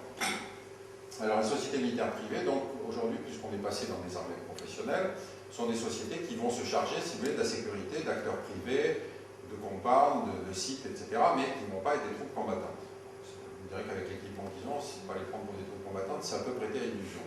Mais quand vous accompagnez, quand des sociétés militaires privées se voient confier par exemple la sécurité d'un homme d'affaires ou d'un ministre, etc., la technique classique, vous la connaissez, puisque vous l'avez tous vécu, c'est tout à coup on passe dans les embouteillages de vitesse en klaxonnant avec des sirènes, etc., etc. Et puis, dès qu'il y a un ralentissement et qu'il y a un risque d'attaque, si vous voulez, on se met en posture de pouvoir répliquer. Là, ils accompagnaient je ne sais qui, toujours est-il qu'ils sont passés à proximité d'un mariage irakien, et Dieu sait que dans les mariages irakiens, les gens tirent en l'air parce que c'est le symbole de la fête et de la joie. Embouteillage, plus gens qui tirent en l'air, ils ont tiré dans le tas, ils ont tué 17 personnes. Les sociétés, c'est le groupe Blackwater. Les Américains avaient imposé que même les sociétés militaires privées ne soient pas jugées par la justice irakienne. Donc ils ont été exfiltrés, si vous voulez, aux États-Unis. Ils sont passés devant un juge américain qui leur a dit « mais on ne vous a pas mis vos droits, comment on ne vous a pas mis vos droits, donc on ne peut pas vous poursuivre ». Probablement, effectivement, comme vous l'avez vu dans les films américains, si on ne vous dit pas « vous avez le droit de vous taire », vous avez le droit effectivement de ne plus être jugé. Donc ça a été évidemment un gros problème pour les Irakiens, parce qu'ils attendaient profiter du monde, 17 morts, 17 personnes tuées, vous vous expliquez. Finalement, quand même, la justice américaine a réussi à les rattraper, donc ça vient de se juger maintenant, alors que l'affaire date de 2006-2007. Mais évidemment, la Cour pénale internationale souffre de ce travers majeur, c'est que c'est aujourd'hui une cour qui juge les chefs d'État africains. C'est ça alors, le reproche essentiel de l'Union africaine, c'est de dire oui, vous avez fait un cours de justice pour juger les mecs qui ne peuvent pas résister. Donc voilà, si vous voulez, l'essentiel du système. Si vous voulez, on passera un peu de temps sur les affaires méditerranéennes plus tard, mais voilà, si vous avez des questions en tout cas là-dessus, je suis à votre disposition. Je vous remercie. Je vous remercie pour ce brillant exposé. Je vais peut-être vous poser la première question qui, à l'aune de ce que vous avez dit. Peut-on se passer encore d'un ennemi? Moi, j'ai tendance à penser qu'en Europe, on a réussi. On a construit une entité politique dans laquelle on a fait des concessions tout à fait régaliennes, comme la monnaie, comme une partie de la justice, etc. On a quand même appris à résoudre nos problèmes sans se faire la guerre. Pour un pays, pour un continent où on avait quand même cette habitude assez bien ancrée, je trouve que le résultat est plutôt positif. Et je vous dis encore une fois, c'est pas des démocraties entre elles, on arrive à résoudre les problèmes. C'est quand vous avez une démocratie qui se donne une mission universelle que ça devient plus compliqué. Des questions? Vous oubliez par exemple un être particulièrement intéressant qui s'appelle Dick Cheney, par exemple. Vous parlez de. Je pense que là, il y a beaucoup à dire. Et j'ai une question autour d'esprit critique. Aujourd'hui, comment on peut construire un esprit critique pour un adolescent, par exemple, 15 ans, comment il peut construire son esprit critique? Votre question est d'autant plus d'actualité qu'on fait face au phénomène des conversions brutales et qui sont des conversions radicales. Donc effectivement, votre question, c'est aujourd'hui, qu'est-ce qui prend sur un jeune homme, classe moyenne, profil classique, profil assez dominant chez les convertis qui partent en Syrie, qui va tout à coup se trouver happé, si vous voulez, par quelque chose, un discours qu'il va trouver sur Internet. Et ça, votre question est tout à fait légitime, c'est-à-dire qu'on vit dans une société qui a plus tellement d'ambition, de projets porteurs, des jeunes qui vivent dans un monde virtuel où vous avez à la fois les séries américaines, les films américains qui sont moins aussi violents que ce qu'on trouve sur les vidéos de l'État islamique, et vous devez expliquer à ce jeune que ça c'est pas pareil, parce que là ça c'est d'Hollywood, donc ça il ne faut pas y croire, et puis par contre ce que vous avez trouvé sur les vidéos de l'État islamique, ça c'est pas bien, il faut pas... Donc je veux dire, on est dans un monde où, si vous voulez, le continuum entre la réalité et le virtuel aujourd'hui, à cause de cette capacité à vivre dans un monde totalement à part, est quelque chose sur lequel on n'a pas aujourd'hui inventé les critères intellectuels pour remettre une dose d'esprit critique, reprendre une distance critique, etc. On vit dans une société, enfin je ne vais pas vous la décrire, mais on vit dans une société où le profil des PDG qui se distribuent des sommes absolument affolantes, alors qu'on a 3 millions de chômeurs, ne vous donne pas le sentiment d'une société qui se gère politiquement et qui essaye de débattre, qui essaye de faire avancer le schmilblick. Donc tous ces éléments-là sont des éléments qui, pour un jeune qui est dans la crise de l'adolescence et qui tout à coup voit l'opportunité de vivre quelque chose de différent, on va lui décrire comme une société enfin juste, enfin égalitaire, enfin, si vous voulez, détachée de toute la conjoncture de l'argent, etc. En tout cas, ça marche. Et en plus, il y a la perspective de l'apocalypse, puisque ce qui fait la caractéristique des sites salafistes, c'est qu'effectivement, on annonce la fin du monde. Cette annonce de la fin du monde trouve une part de crédibilité sur le fait qu'il y a une phrase du prophète qui dit qu'effectivement le retour du Messie se fera à Dabiq, dans la ville d'Irak. Et donc tout à coup, il y a l'idée que cette fois, la fin du monde, c'est la bonne. C'est quand même le 548e annonce de la fin du monde depuis la fin de l'Empire romain. Enfin, celle-là est présentée comme la bonne. Et donc, ça peut convaincre l'idée que tout à coup ce jeune accède à une espèce d'élite, d'élus, qui a enfin compris le monde, qui est l'objet de toutes les menaces planétaires, donc c'est la théorie du complot, il faut se battre contre tout le monde. Et puis la pratique radicale d'une religion va être le moyen de gagner le paradis le jour où arrive le Messie pour la bataille finale. Ce qui est extraordinaire dans cette histoire, c'est que ce radicalisme frappe aujourd'hui toutes les grandes religions. C'est-à-dire radicalisme au sens de légitimation religieuse de la violence. Vous savez que Ben Laden se qualifiait lui-même de reborn muslim, c'est-à-dire qu'il avait redécouvert l'islam au cours de sa vie, et George Bush se qualifiait lui-même de reborn christian, c'est-à-dire qu'il avait redécouvert le christianisme. Et quand George Bush a tenté de convaincre Chirac de suivre les États-Unis en Irak, il a utilisé le même argument en disant c'est la bataille finale, c'est la bataille de l'Armageddon, c'est la fin, enfin le retour du Messie sur Terre. Chirac était un peu soufflé, mais enfin 2 fois de suite, Bush a utilisé l'argument. Chirac l'a confié à un journaliste, il a dit mais vous n'en parlez pas tant que je vous vois. Quand je serai parti, après vous faites ce que vous voulez. Donc le journaliste a révélé cette histoire, mais on est totalement dérouté. Parce qu'on dit on a le même type d'argumentaire, cette fois-ci c'est la bataille finale. Et vous avez aujourd'hui dans toutes les grandes religions, y compris d'ailleurs dans les religions polythéistes, une espèce de dérive vers la violence religieuse qui devient particulièrement inquiétante. Regardez le BJP en Inde, massacre des musulmans, mais les bouddhistes au Myanmar qui massacrent les musulmans, au Bangladesh les musulmans qui massacrent les bouddhistes, etc. C'est-à-dire qu'on est dans un monde où le retour de la religion nous laisse espérer que les guerres de religion vont recommencer pour quelques années. Donc votre question est une question qui est totalement ouverte. Qu'est-ce qui fait le déclenchement tout à coup On peut avoir de très bonnes relations avec ses enfants, les familles. Il y a des familles, il y a le cas d'une famille juive, un jeune juif qui s'est brutalement converti à l'islam, par internet, par un contact lui-même, enfin bon, qui a réussi à se couper complètement de sa famille, et quand les parents ont essayé de l'amener au commissariat, le type disait « Mais comment vous la croyez, ma mère, alors que c'est une juive ?» C'est extraordinaire.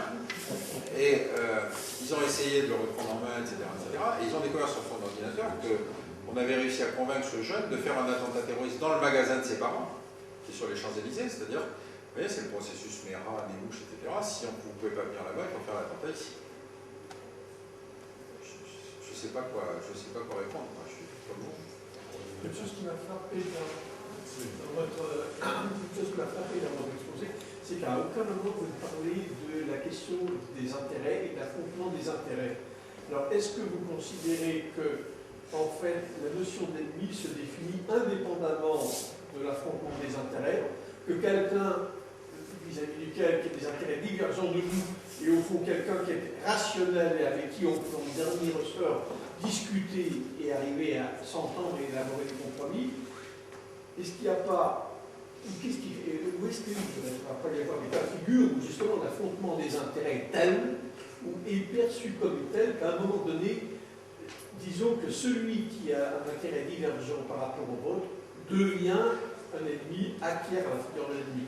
Oui, vous avez raison, mais si vous voulez, si votre idée c'est les intérêts au sens géoéconomique, etc., dans chacun des scénarios de guerre, c'est des pondérations différentes. Quand vous avez une guerre civile, c'est pas la guerre pour l'énergie, par exemple. Quand vous avez une guerre religieuse, c'est pas la guerre pour l'énergie. Quand vous avez une guerre impérialiste, c'est effectivement la guerre pour une ressource planétaire, considérée comme finie, etc., etc. Donc, si vous voulez, la pondération que j'ai essayé de faire, c'est de montrer que les motivations et la construction d'ennemis dans chacun de ces scénarios est différent. Par exemple, quand vous êtes dans la guerre civile yougoslave, c'est les intellectuels qui ont commencé pour la première fois à parler de l'identité serbe ou de l'identité croate, alors qu'ils sortaient de 50 ans de titisme, dans lequel il n'y avait plus d'identité. Après, ça a été les religieux qui ont dit oui, mais attention, nous, croates, on est catholiques romains, tandis que les serbes, ils sont grecs orthodoxes, ils sont catholiques orthodoxes. Et puis ensuite, vous avez effectivement les querelles qui deviennent la fragmentation de l'État fédéral, où chacun des politiques va effectivement poser sa sphère de pouvoir. Bon, par exemple, Milosevic disait toute terre dans laquelle est enterré un Serbe est serbe. Alors, quand vous pensez que pendant 50 ans, ils étaient répartis sur l'ensemble de la Yougoslavie, vous voyez la dynamique de la guerre que ça peut entretenir. Et puis ensuite, il y a le poids du passé, c'est-à-dire, par exemple, quand, en peu de mots, si vous voulez, la Yougoslavie se constitue en 1918 parce que notre allié, c'était Pierre Ier de Serbie. Donc on fait une Yougoslavie serbe, que les Croates sentent mal. Hein, bon. Donc quand les Allemands vont envahir la Yougoslavie, c'est la revanche des Croates. Ils vont enfin triompher, c'est les Oustachis, ils vont se rallier aux Allemands. Donc vous avez radicalisme serbe, radicalisme croates, qui vont se massacrer effectivement allègrement, et puis la résistance communiste. Donc si vous voulez, vous avez le cas ici où vous n'avez pas de gestion de la crise. Il n'y a pas tout à coup à l'ONU des gens qui ont dit qu'il faut empêcher qu'ils aient une grande flotte de pêche industrielle, viennent empêcher les pêcheurs somaliens de pêcher. Il n'y a plus d'autorité avec qui discuter en Somalie. Donc c'est ce genre de dérive qui va faire aujourd'hui apparaître des espèces de réseaux de crimes organisés avec le transfert d'êtres humains, avec le réseau de prostitution, etc., qui vont aujourd'hui, qui tiennent à cette espèce de décomposition de la planète où vous vous dites tout à coup, oh, il faut absolument intervenir là-dessus. Mais encore une fois, la motivation des Occidentaux, en tout cas pour ceux que je connais, c'est la motivation politique intérieure. Qu'est-ce qui va aujourd'hui, par rapport à mon opinion publique, trouver que je suis le chevalier blanc? Et vous voyez la situation aux États-Unis. Obama se fait élire sur le fait qu'il promet de retirer les troupes d'Irak. Et aujourd'hui, les républicains l'accusent d'être un peu faible. Donc s'il y a le deuxième Bush qui arrive, je veux dire, c'est dramatique. Lui, Netanyahou, plus Salman en Arabie Saoudite, on va vers la Troisième Guerre mondiale. Oui, je suis arrivé en retard, je ne sais pas si vous avez couvert ce point, c'est l'Algérie et le processus de réconciliation suite à la guerre civile. Oui. Le fait qu'on n'ait pas justement réalisé ce travail-là, est-ce que vous pensez que ça peut être un facteur qui peut occasionner dans le futur de nouvelles violences? Est-ce que les réconciliations permettent d'apaiser un petit peu les tensions et d'étouffer un peu, voire pour toutes les occasions de violence? Oui, votre question est d'autant plus légitime qu'effectivement, le cas de l'Algérie, si vous voulez, la loi de la réconciliation a été d'autant plus facilement adoptée qu'on sortait de 10 ans de crise effroyable. Depuis la guerre civile, le massacre des proches, etc., les assassinats, les attentats suicides, les fillettes égorgées parce qu'elles allaient à l'école, enfin tout ce que vous connaissez. Et donc la loi de la réconciliation nationale a été d'autant plus facilement acceptée que dans cette phase où enfin on a le sentiment que ça arrête la violence, ça marche. Mais après, les cicatrices ressortent. Par exemple, vous avez toujours aujourd'hui en Argentine des manifestations de femmes, des folles de la place de Mai, qui continuent encore aujourd'hui parce qu'elles veulent avoir la vérité, elles veulent savoir qu'est-ce qui est advenu de leurs proches. Et l'équivalent en Algérie, vous avez les familles de victimes de terrorisme. Exactement. Mais si vous voulez, aujourd'hui, l'inconvénient de la loi réconciliation, c'est qu'on n'a plus le droit de demander justice au titre des assassinats commis pendant les années noires, mais que si vous butez un type qui a tué votre fils, à ce moment-là, vous êtes passible de la justice. Et donc, c'est ça le paradoxe des lois de réconciliation, c'est qu'on dit il faut on arrête le match, c'est fini, on ne discute plus de tout ça. Et ça laisse derrière, effectivement, toutes ces cicatrices. Par exemple, il y a beaucoup de types qui étaient des anciens des maquis islamistes qui ont accepté la loi de réconciliation, qui sont revenus en ville, mais qui, finalement, ne pouvaient même plus vivre dans leur quartier, donc ils sont repartis au maquis. Et donc, encore une fois, on a voulu la même chose, si vous voulez, en Uruguay, où les types qui ont accepté, si vous voulez, le processus d'amnistie se sont parfois trouvés assassinés parce que des familles leur reprochaient d'avoir assassiné. Donc, si vous voulez, ce mécanisme-là, il est extrêmement difficile à gérer.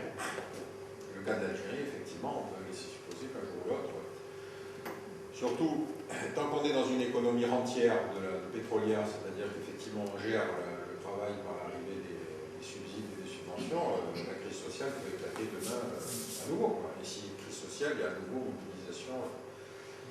Peut-être avec moins de... Moi, ça m'a frappé la dernière, je suis allé en Algérie pour le Salon du Livre.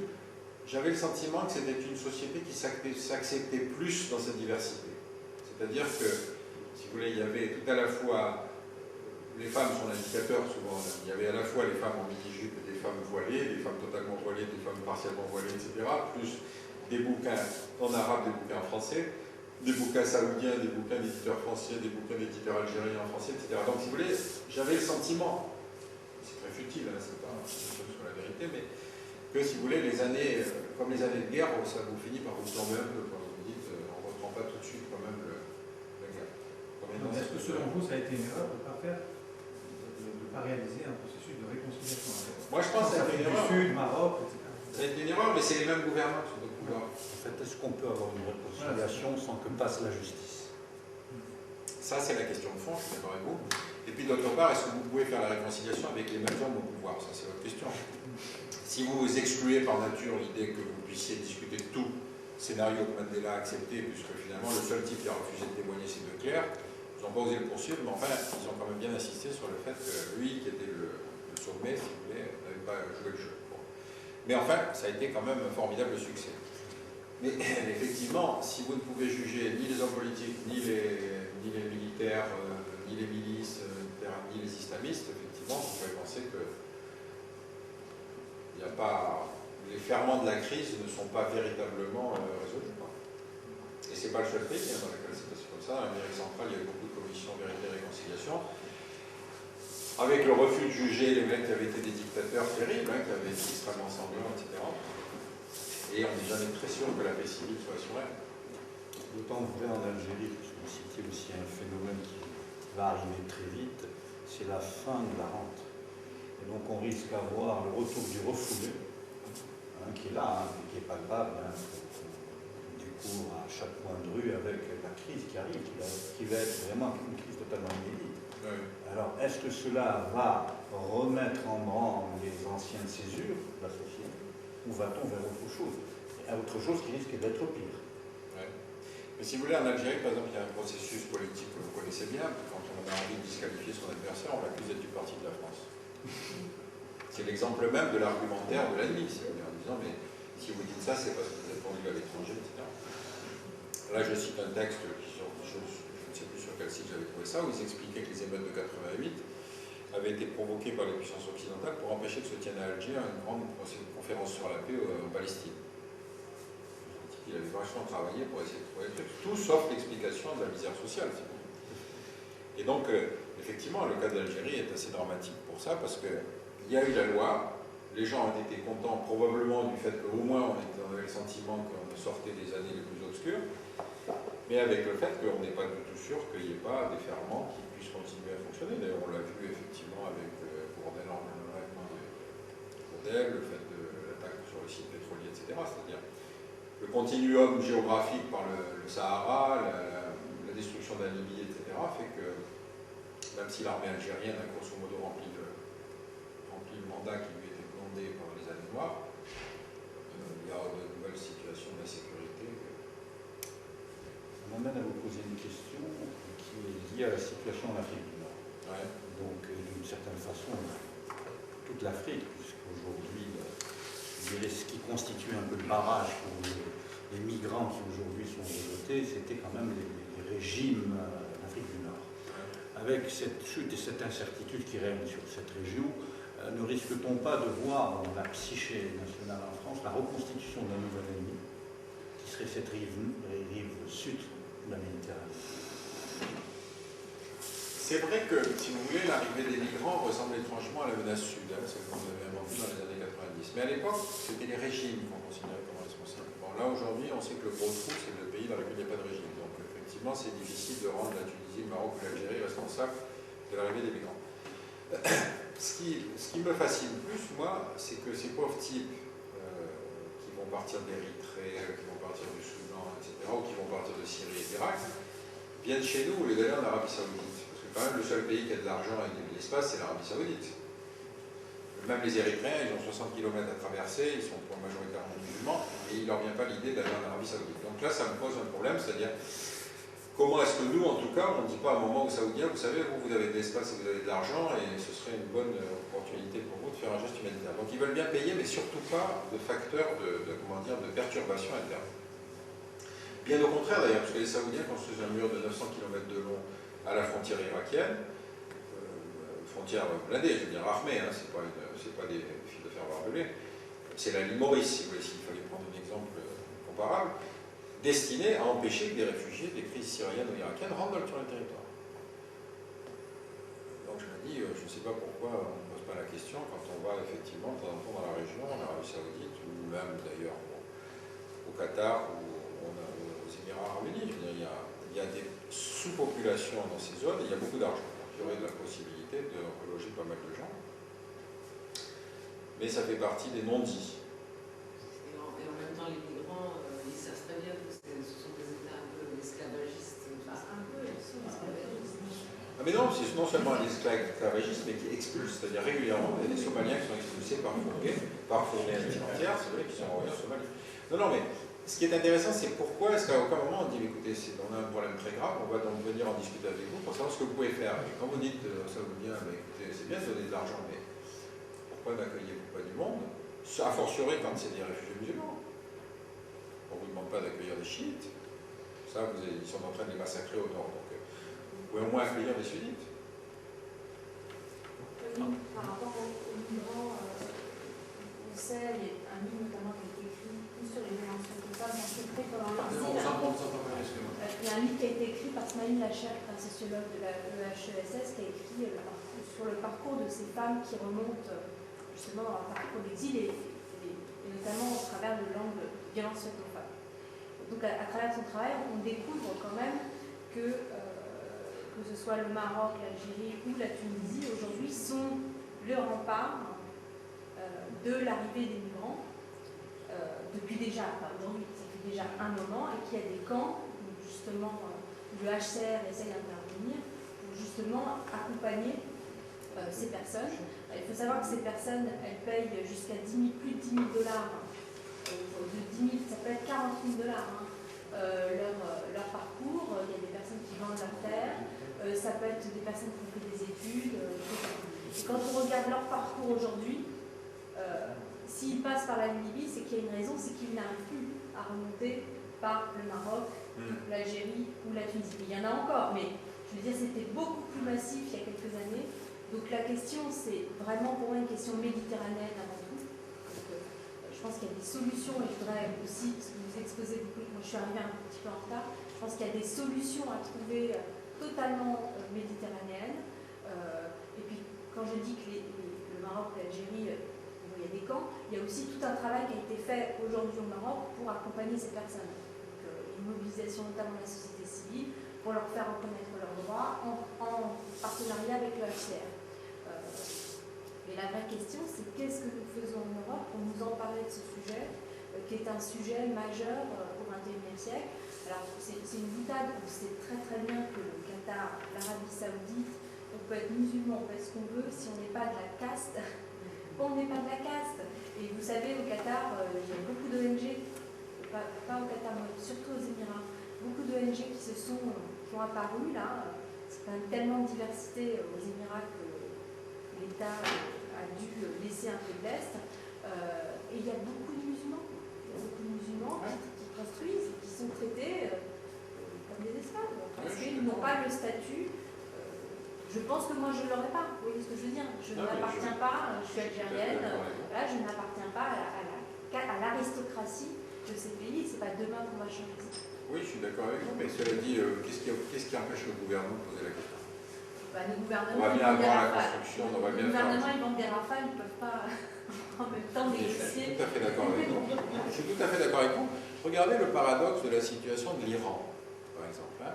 Ce pays, si vous voulez, en peu de mots, 53, Mossadegh, démocratiquement élu, décide de nationaliser le pétrole. Faute majeure à cette époque-là, parce qu'on est en pleine époque coloniale, renversé par un coup d'État de la CIA et puis redistribution du pétrole. Les compagnies américaines en prennent la grosse part de ce qu'avaient les compagnies britanniques. Bref. Il se paye 25 ans de dictature du Shah, avec une police politique qui s'appelait la Savak, qui venait assassiner des gens ici, ça ne posait pas de problème. À l'époque, le Shah était. Enfin, l'Iran était un pays moderniste. Révolution de 79, dont on ne peut pas discuter qu'elle a été démocratique, c'est-à-dire c'était effectivement une mobilisation de masse pour le renversement de ce régime. Populaire. Oui, c'est vrai, populaire, vous avez raison. Donc, en tout état de cause, effectivement, une mobilisation formidable, si vous voulez, pour renverser ce régime. D'ailleurs, même la sœur du Shah faisait du trafic de drogue, parce que je crois que Khan Rashidi l'avait appelé, elle s'appelait Reza Chnouf, je crois. Elle avait été attrapée au Bourget avec des valises de drogue, etc. Donc, vous vous rendez compte du degré de pourriture de ce régime. 79, révolution démocratique, Saddam Hussein voit l'occasion de reprendre une partie des terres qu'il avait dû négocier dans les accords de 74. Il fait le tour des capitales occidentales. Il est venu en France, en tout cas il a envoyé son ministre des Affaires étrangères, etc., pour expliquer qu'il allait faire la guerre. Il a obtenu le blanc-seing de tout le monde. Parce que voilà, on avait peur de la révolution iranienne, on ne savait pas que les chiites n'étaient pas pareil que les sunnites, que les iraniens n'étaient pas pareil que les arabes. Du moment qu'il y avait un discours belliciste, en tout cas, invasif, si vous voulez, de Khomeini, la guerre est devenue légitime. Ils se payent 8 ans de guerre, dans lesquels ils ont la totalité de la planète contre eux, puisque c'est quand même la première guerre dans laquelle la communauté occidentale soutient l'agresseur, Saddam Hussein, contre l'agressé, l'Iran. Il met sous embargo l'agressé. peut avoir un sentiment d'injustice, si vous voulez, contre les Iraniens. Les Irakiens utilisent les gaz contre les Iraniens, puisqu'on a soigné des gens au Val-de-Grâce. Hein. Mais on commence à s'en offusquer s'ils bombardent les Kurdes, ce qui vous prouve le degré de sensibilité sur les mêmes sujets. Ils finissent la guerre. Au bout de 8 ans de guerre, ça veut dire une saignée équivalente à la guerre de 14, hein, à peu près pour nous. Donc, vous pouvez imaginer qu'effectivement, quand vous sortez d'une période comme celle-là, vous avez un peu le sentiment d'abord d'une certaine fierté, quelle que soit votre opinion du régime. Hein, c'est-à-dire vous avez le sentiment de la mobilisation nationale, comme la guerre de 14. Et puis, le premier discours sur le nucléaire iranien est tenu en 87 par un jeune député israélien qui s'appelait Benjamin Netanyahu. C'est-à-dire la construction de l'ennemi. Netanyahu a besoin d'un ennemi. C'est la base même de son lien stratégique avec les États-Unis. Donc il commence à parler du nucléaire iranien à ce moment-là. On n'a aucun indicateur du nucléaire iranien à ce moment-là. Aucun. Moi j'ai commencé à lire les premiers textes sur le nucléaire iranien en 92. Et déjà on nous promettait dans 6 mois. Comme il s'est passé 25 ans, c'est que probablement ça doit être de la prévision glissante. Vous savez, on n'a pas touché. Et on continue à utiliser le même argumentaire. C'est-à-dire, regardez, ils vont avoir la bombe dans 6 mois. Et vous vous dites, mais on va mettre en face de ces Iraniens les 5+1, c'est-à-dire les membres permanents du Conseil de sécurité, plus l'Allemagne, c'est-à-dire tous les pays qui ont soutenu Saddam Hussein dans la guerre qu'on leur a fait. Et vous voulez que les Iraniens acceptent les conditions de sécurité de ces gens-là? Vous êtes un homme d'État iranien, vous dites, excusez-moi, mais j'ai quelques raisons de penser que ma seule garantie de sécurité, c'est d'avoir le nucléaire. Donc on est dans une logique totalement irrationnelle, dans laquelle on va avoir les puissances occidentales, plus les Russes sont plus habiles, les Chinois, ils s'en fichent. Ils disent, vous appliquerez le TNP. Ils ont appliqué le TNP, mais faisons une zone régionalisée dénucléarisée. Ah non, ça c'est pas pareil. Bon, vous voyez, donc on est sur des postures qui sont des postures de pouvoir, mais si on ne veut pas prendre en compte la logique de sécurité de l'autre, on est dans des impasses de négociation. Donc on est en train d'en sortir avec un minimum d'hypocrisie diplomatique, c'est-à-dire, ce que veulent les Iraniens, c'est qu'on leur reconnaisse le statut de pays du seuil. Ce qu'on appelle le pays du seuil, c'est-à-dire un pays qui est capable de se doter de l'arme nucléaire si sa situation de sécurité est menacée. Donc il n'a pas, si vous voulez, il n'a pas constitué la bombe, etc. C'est la situation du Japon, si vous voulez, c'est-à-dire il a toute la technologie, mais il ne fait pas. Et comme ça, on peut dire, non, mais voyez, il a renoncé à la bombe, et lui peut dire, si vous me continuez à m'emmerder, je fais la bombe. Donc vous voyez, c'est ça la posture de négociation qu'on va probablement signer autour de la fin du mois. Mais parce qu'on a enfin pris en considération le fait que c'est un pays qu'on ne fera pas plier en disant simplement, vous allez voir, on fait des gros muscles, et puis Fabius va dire, non, les Iraniens sont des gens fourbes. Vous savez, on va raconter une histoire, c'est le directeur de cabinet de Mitterrand qui va raconter ça. Mitterrand était une araignée, c'est-à-dire que il tissait autour de lui des fils comme ça, mais tous ne devaient remonter qu'à lui. Et donc, quand on était dans la négociation avec les Iraniens pendant la guerre, les dossiers franco-iraniens étaient nombreux. Vous savez, Eurodif, il fallait rembourser du fric, il y avait l'enlèvement, il y avait les otages, il y avait le soutien à l'Irak, etc. Et Mitterrand, je ne sais pas, convaincu par Poutou, je ne sais pas, il décide d'envoyer une mission de gendarmes pour négocier avec les Iraniens sur la question des otages.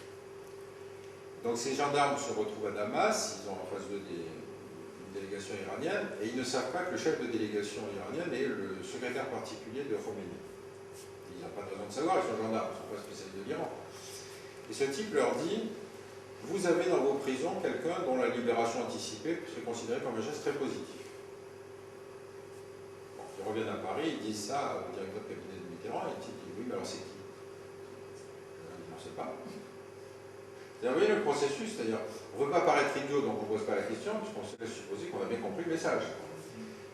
Le directeur de cabinet de Mitterrand fait venir le directeur général de la police nationale en disant, voilà, les Iraniens ont dit ça, ils ont dit qu'on faut libérer quelqu'un par anticipation, etc.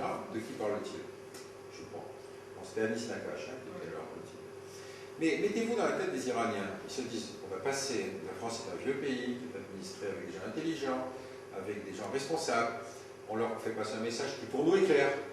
Ils ne vont pas penser que, si vous voulez, la bêtise des types qui sont en face, c'est pas poser la question.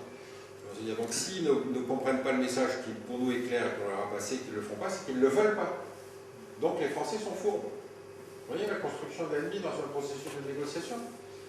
Et bien voilà, nous c'est ce qu'on fait, si vous voulez, qu'on entend régulièrement à propos de, dès qu'on parle de notre pays, si vous voulez, nous on est des gens honnêtes, intelligents, on applique les accords internationaux, et puis par contre les autres font tout ce qu'ils peuvent pour causer du tort.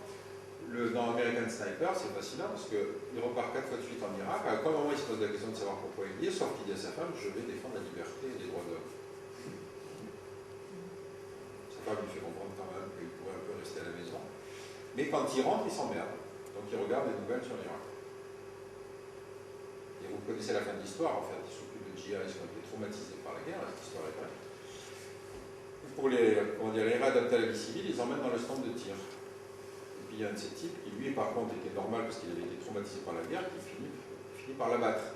Il abat donc ce fameux sniper. Mais cette partie du film n'est pas traitée, c'est bizarre, je ne sais pas pourquoi. Oui, je me demandais parce qu'il avait prononcé le terme d'argent et qu'il avait fait plein d'intérêts économiques quand même. Bon, c'est peut-être pas jeu, mais qui m'entraîne à ma question, à savoir que je sais que vous êtes particulièrement sensible à l'analyse que vous avez faite, je reviens à la France là, de la non-décision, je sais que c'est un thème qui vous est cher, en France. Or, je remarque que, pour des raisons électorales, je remarque donc que, par contre, pour des raisons obscures, là, par contre, il est question de décision de la part du gouvernement français. Comment vous ressentez ça? Ben, le domaine de la politique extérieure, si vous voulez, est un domaine dans lequel l'image de soi, et encore une fois, on ne touche pas à sa propre société, si vous voulez. On se donne une image internationale. Donc, si vous voulez, dans tous les télégrammes diplomatiques, vous avez automatiquement la France membre permanent du Conseil de sécurité et puissance nucléaire, si vous voulez, écrit en un seul mot, parce qu'à partir du moment où vous avez dit ça, la France a des responsabilités. C'est pas vrai, dans la guerre de la morue, la France a eu des responsabilités. Mais c'est pas grave, c'est le processus diplomatique, si vous voulez, j'ai lu suffisamment de télégrammes diplomatiques pour savoir comment on donne au ministre l'impression que tout le monde attend de savoir ce qu'il va dire, ce qu'il va faire, etc. Mais il y a des moments où l'opinion publique est plus réticente. Et il y a un épisode qui est extrêmement intéressant, qui a été fait l'objet d'un reportage par la télévision canadienne. Quand il y a eu l'invasion du Koweït par Saddam Hussein, l'opinion publique américaine, c'était le père Bush à l'époque, n'était pas très convaincu de l'utilité de libérer ces types qui étaient des émirs pleins de pognon dans une espèce de pays comme le Koweït, on ne voyait pas très bien ce que c'était, etc. Et donc les sondages montraient que l'opinion publique n'était pas du tout prête à accepter l'idée d'une intervention militaire massive, si vous voulez, pour aller libérer le Koweït.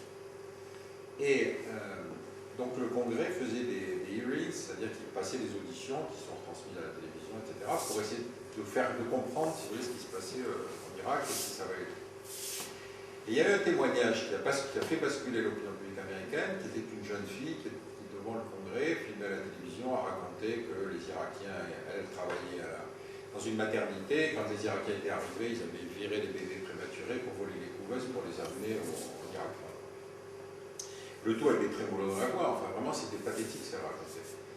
Et en fait, on s'est rendu compte après coup, alors là effectivement il y a un grand émoi, parce que c'est comme pour la Somalie, comment c'est complètement massacré, etc. Et on a découvert peu de temps après qu'en fait cette fille n'avait jamais été infirmière au Koweït, c'était la fille de l'ambassadeur du Koweït aux États-Unis, qu'elle avait été briefée par une société de relations publiques qui l'avait entraînée pour cette prestation, qui effectivement a fait basculer l'opinion publique américaine.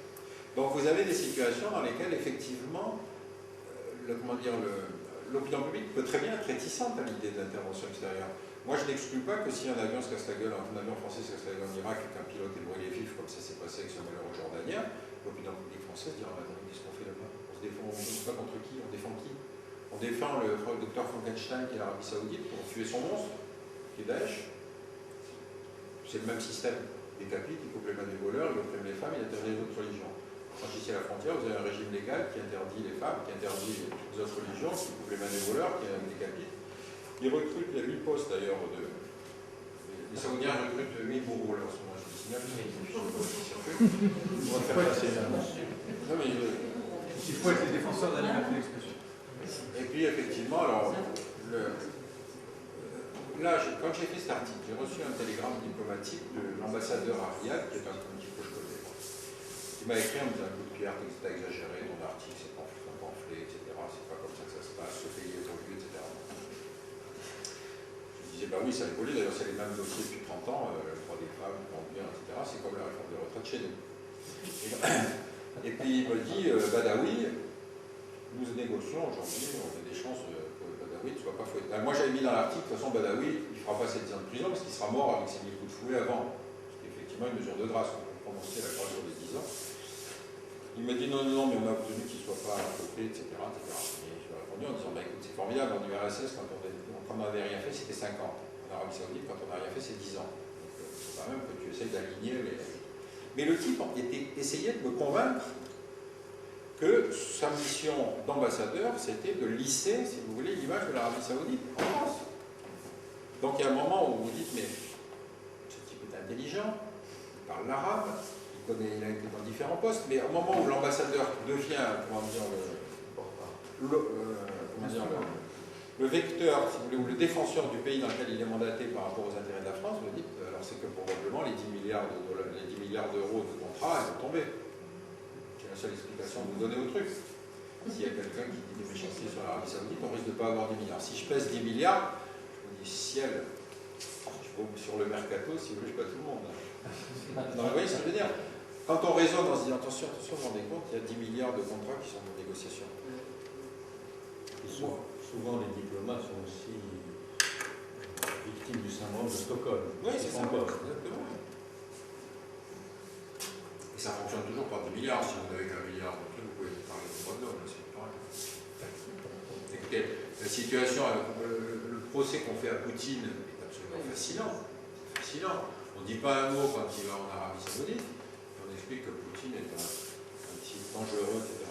Moi, j'avais analysé le processus de construction de l'ennemi russe il y a 5-6 ans. C'était l'époque où on expliquait, vous voyez, les mafieux russes, ils arrivent sur la Côte d'Azur, ils sont vachement dangereux, etc. C'était l'époque où la mafia italienne assassinait 6 mecs dans une pizzeria en Allemagne. Pourtant, les Italiens tuent plus de monde que les Russes. Enfin, c'est pas grave, c'est les Russes qui étaient dangereux. Après, on vous expliquait que les relations entre Gazprom et le Kremlin étaient vachement dangereuses, et c'est l'époque où on nommait le directeur de cabinet du Premier ministre à la tête de Gaz de France. Voilà, ça c'est pas pareil, hein, d'accord. Après, on vous expliquait que Poutine est un ancien des services de renseignement, que ça c'était toujours dangereux parce qu'il était du KGB. Il se trouve que Poutine, quand il rentre d'Allemagne, il est 2 ans chauffeur de taxi. C'est pas vraiment c'était peut-être un poste d'attente. Enfin, 2 ans chauffeur de taxi, ça veut dire qu'il n'était pas quand même un type très haut placé. Et vous, j'étais directeur de la CIA. Pardon? Et vous, j'étais directeur de la CIA. Eh bien oui. Et donc on se dit, vous voyez, c'est pas pareil. Et donc ce système qui fait c'est pas pareil, vous vous expliquez que vous êtes habitué au fait que ces gens-là ne sont pas comme nous. Alors que c'est exactement la même chose. Et donc, le coup de la Crimée, c'est fascinant. Le coup de la Crimée, on sait très bien que c'était une région russe de tout temps. Que tout à coup on dise la Crimée, c'est un discours de Kerry, le secrétaire d'État américain, qui dit il est inadmissible qu'au XXIe siècle, on ne respecte pas l'intégrité territoriale d'un État. C'est fascinant. Que le type, à un moment, son système d'autocritique n'est tellement plus fonctionné au point qu'il dise quelque chose qui lui est opposable immédiatement. Attendez, vous avez commencé le match, c'est vous qui avez ouvert le premier, c'est vous qui avez marqué le premier but. Mais c'est même plus dans sa tête. Donc, vous voyez, ce système-là, il fait qu'à un moment, je ne sais plus qu'est-ce qui peut arrêter la machine, quoi. Et donc, Poutine, on a vis-à-vis des Chinois, des Russes, des Biélorusses, des tas de gens, des discours extrêmement sévères sur la question des droits de l'homme. On fait citoyen d'honneur le 14e Dieu vivant sur Terre. Si Ben Laden s'était prétendu 12e Dieu vivant sur Terre, peut-être qu'on lui aurait donné le statut. Vous voyez, je veux dire, c'est incroyable qu'il n'y ait jamais, si vous voulez, le système de comparaison qui fasse qu'on dit, attendez, arrêtez un peu. Donc ce système, il marche dans une conjonction qui associe des intellectuels. Par exemple, il y avait un article de Glucksmann au moment de la première opération plomb durci à Gaza, l'opération israélienne, il y avait à peu près 100 Palestiniens tués pour un soldat israélien.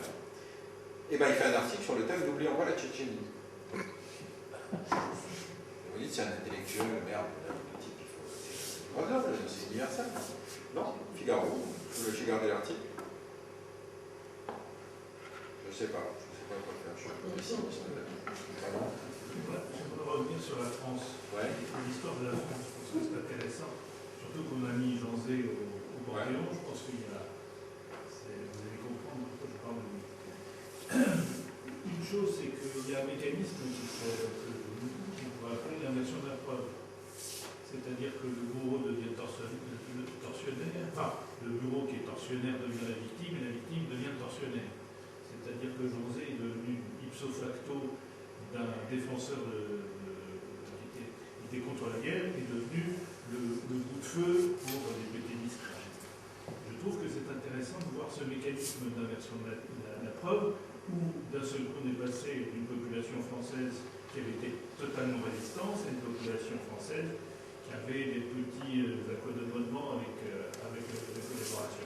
Ouais. Donc est-ce que vous avez une théorie par rapport à cette inversion de la thèse, de la terreur en fin de compte, et que l'histoire bouge en fonction des pouvoirs en place aussi? Oui, si vous voulez, il y a quelque chose qui est assez fascinant, c'est la fabrication du héros. C'est-à-dire, vous voyez bien que, si vous voulez, De Gaulle a servi de quitus, après il revient en 58, toute la France est gaulliste, donc toute la France était résistante, si vous voulez, par exemple. Donc, ça n'empêche que 1946, les Français ne votent pas pour lui, enfin, votent pas pour son projet de constitution. Donc, si vous voulez, ce processus de construction du héros, c'est la manière dont une société, une collectivité va se reconnaître dans ses héros, c'est-à-dire dans ceux qui ne se sont pas trompés. Donc ce que vous dites, c'est intéressant, parce que Jean Zé, il a fait la guerre de 14, il en est sorti très antimilitariste, et puis il va se retrouver ensuite résistant. Bon. Et dans la résistance, vous apercevez que vous avez eu des royalistes qui sont plus résistants, vous avez des gens d'extrême droite qui sont plus résistants, des gens d'extrême gauche qui n'ont pas été, etc., etc.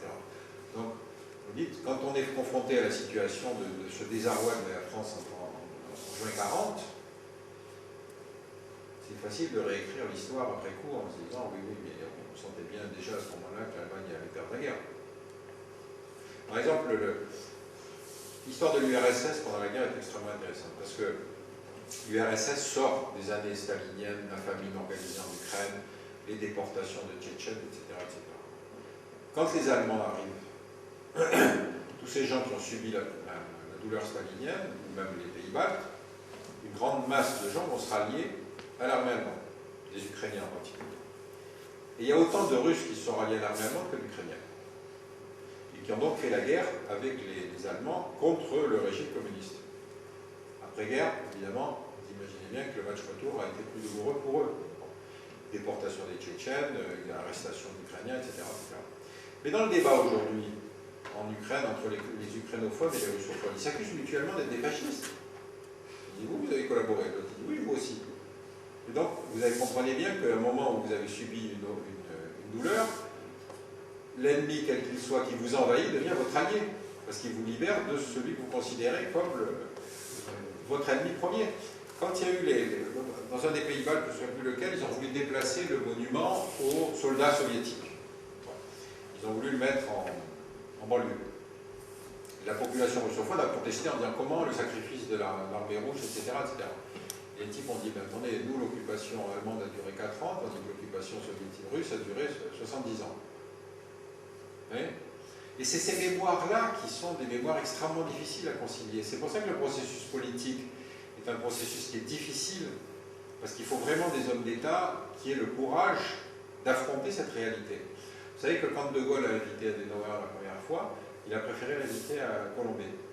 Parce qu'il s'est dit, j'invite à Paris, ça risque d'être dur. Vous voyez ? Donc tout ce processus-là, cette espèce de légitimité historique de ces hommes qui ont accepté de faire cet effort, de reconnaître leurs propres responsabilités, d'assumer le poids de l'histoire, etc., on n'en fabrique pas tous les jours. Hein. Sur la question de la mémoire, Ouais. vous l'avez évoqué, aujourd'hui entre la France et l'Algérie, la question mémorielle est une question bien présente et bien pesante dans les débats.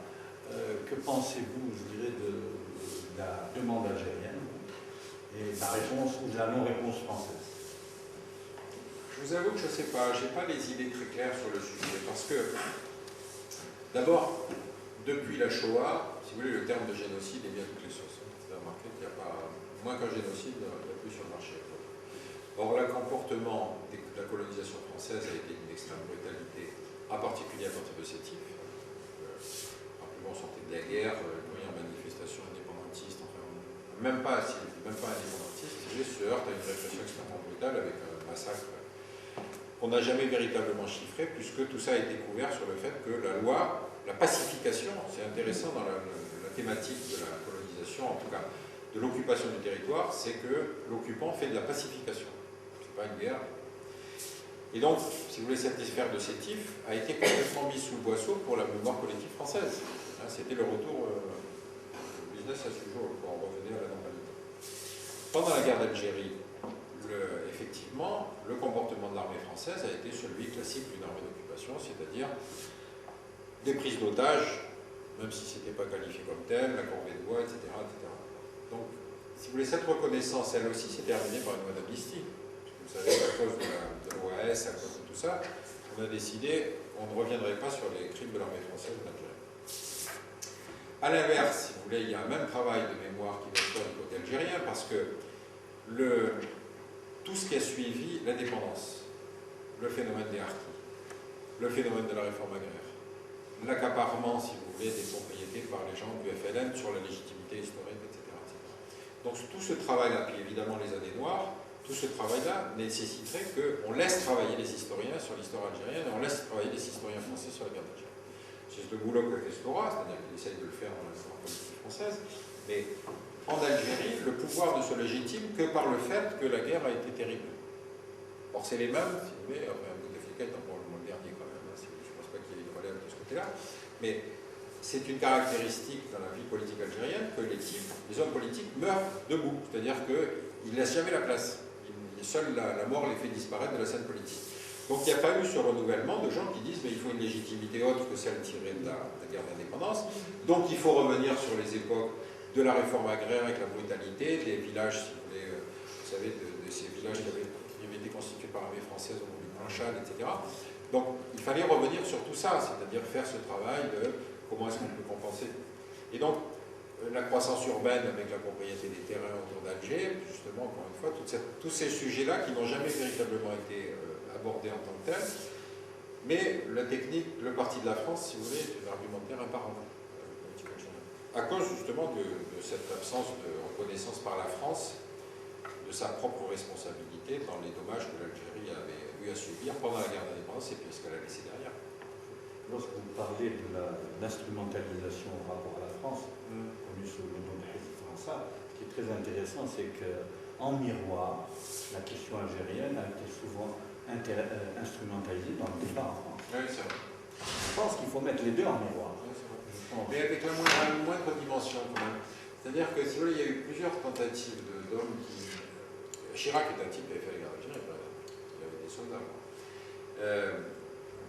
Et il y a une scène très amusante que m'a raconté un copain qui était justement quand Chirac a fait son déplacement en Algérie.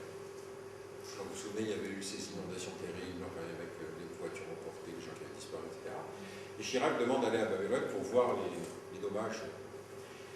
Et alors, ils avaient mis des barrières, si vous voulez, la foule était derrière, et puis Bouteflika et Chirac, si vous voulez, passaient au milieu. Et Chirac, son genre, c'était d'aller tout de suite vers la foule. Donc il va vers la foule, il commence à embrasser les enfants, à serrer les mains, etc. Alors évidemment, les forces de sécurité autour commençaient à se dire... Et alors, l'image est drôle parce qu'il tire Bouteflika par la main. C'est-à-dire qu'on sentait que Bouteflika n'avait pas envie d'approcher, si vous voulez. Et donc, à un moment, Chirac se trouve mais face à une espèce de caricature d'islamiste. C'est-à-dire le type avec la longue barbe, avec le djellaba, etc. Et donc, les forces de sécurité, la sécurité rapprochée, se disent « Ouh là là, qu'est-ce qui va se passer ?» Et Chirac se trouve face au type comme ça, et le type lui dit « Vive la France !» Et il lui serre la main. Et donc, c'était un scénario exactement opposé, si vous voulez. Et c'est toute la contradiction de la relation bilatérale. Quand moi, je retourne à l'Algérie, on me dit « Vous êtes de chez nous », c'est quand même assez étonnant comme phrase. Vous voyez ce que je veux dire? Je vois très bien. Ouais, donc, cette ambiguïté-là, elle est difficile à lever, parce que c'est vrai qu'il y a une espèce de double culture. Les pieds noirs n'ont pas joué le rôle de facilitation dans l'établissement de la relation avec l'Algérie. Moi, j'en ai souvent parlé avec mon père, parce que je lui disais, mais écoute, maintenant ça va, la partie est finie, il faudrait revenir dessus. Mais c'est vrai que toute la génération, si vous voulez, qui est en train de disparaître, est une génération pour qui ça a été extrêmement douloureux. Ils en ont gardé une cicatrice, et très peu ont fait l'effort, si vous voulez, de se dire, bon, c'est fini, on arrête, on reconstruit quelque chose de nouveau. Et à chaque fois que des gens retournent, si vous voulez, dans le village où ils sont originaires, ils sont très bien accueillis. Donc il y a quelque chose, on est tous un peu parano, hein, on est tous bipolaires, si vous voulez ce souvenir. Donc il y a bien ce côté où on va jouer un rôle en France et on va jouer le rôle contraire en Algérie. Donc je sais pas comment. Bon, il y a une génération qui s'éteint aussi, hein, donc ça va probablement changer la teneur de la relation bilatérale. C'est un des deux côtés d'ailleurs, hein, mais j'ai remarqué aussi. J'espère que ça s'éteindra totalement. Oui, c'est un ce que je veux dire. Oui, absolument. Voilà. D'autres questions? Je suis tentée de vous dire, par rapport aux États-Unis, je me considère aujourd'hui comme grand méchant, est-ce que ce n'est pas de bonne guerre? que c'est quand même des sociétés qui ne sont pas parfaites, mais c'est celles qui rapprochent le plus de sociétés équitables pour leur population, je veux dire. Enfin, ce qui se passe ailleurs. Oui, mais c'est pour ça que j'ai insisté sur le fait qu'une démocratie n'est pas pacifiste par nature. Ah, Dans ce sens-là, si vous voulez, encore une fois, on a colonisé la moitié de la planète. À l'époque, on était les deux seules démocraties, c'était la Grande-Bretagne et la France. mais avons-nous des exemples de mieux dans les livres? Est-ce que c'est pas quand même ce que l'homme, il ne peut pas comme la perfection, mais on atteint ce qu'il y a de mieux dans le reste du monde?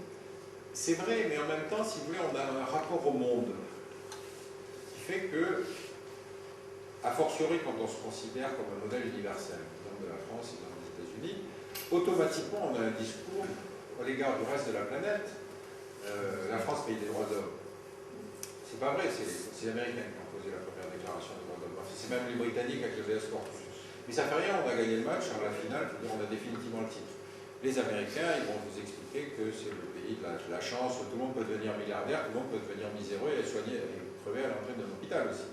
Mais ça, c'est la version, c'est pas la peine de la raconter. Donc moi, je discutais avec des Français musulmans qui me disaient aux États-Unis, les musulmans, ils ont tout le droit, ils ont tous les droits, enfin, ils peuvent pratiquer librement leur religion. Je disais oui, à condition que ce soit pas noir. Voilà. Donc vous avez dans toutes les sociétés ce genre de situation où on tient un discours à l'extérieur. Mon père me racontait par exemple que pendant la guerre d'Algérie, il y avait des journalistes américains qui arrivaient et qui disaient écoutez, vous êtes nord, vous êtes raciste, regardez comment vous parlez des Arabes, les bougnols, etc. C'était vrai. Mais jamais à un moment, il se disait, mais attends, lui, il vient d'un pays dans lequel il y a des lois qui peuvent interdire à un noir de s'asseoir sur un banc, de boire une fontaine ou de s'asseoir dans un bus, et c'est lui qui m'explique qu'est-ce que c'est que la colonisation. C'est quand même fascinant comme histoire. Et Boris Vian, par exemple, a une histoire très, très amusante. Boris Vian, donc c'était le jazzman, vous savez, il part aux États-Unis. Comme il fait du jazz, il entre en contact avec la communauté noire, et il se rend compte de la véritable situation de la communauté noire. Il rentre en France, mais c'était l'époque où la société américaine, c'était la société parfaite, hein, c'était les années 50-60. Il rentre en France, il fait un roman qui s'appelle J'irai cracher sur vos tombes, qu'il va présenter comme un roman écrit par un écrivain américain, qu'il a lui-même traduit, parce qu'il fallait vis-à-vis de l'édition française expliquer que c'était américain. Et dans ce roman, il explique quelle est la situation de les Noirs. C'est parce qu'il était extérieur et parce qu'il était jazzman qu'il pouvait parler de cette réalité qu'aucun des Américains ne voulait voir. Et donc vous vous dites, mais quand est-ce qu'on retrouve, répondre à votre question sur l'esprit critique, si vous voulez, à part de faire du terrain, je ne sais pas comment... Quand vous pensez que George Bush n'est jamais sorti des États-Unis, sauf pour aller au Mexique quand il était étudiant, qu'est-ce que vous pensez qu'il faut connaître du monde? Et même c'est vrai pour nos élites. Moi j'ai travaillé avec la haute administration française. On allait au Japon en 48 heures, on est arrivé, la voiture de l'ambassadeur venait nous chercher, on allait à la résidence, il nous expliquait le pays en 2 heures, ensuite on avait des rendez-vous officiels, après le soir il y avait un dîner officiel, le lendemain il y avait des rendez-vous officiels, et on prenait l'avion. Et les gens ils sont polis, ils vous disent, ah mais c'est très intéressant ce que vous racontez, oui, le président de la France, très important, etc., et on est très intéressés à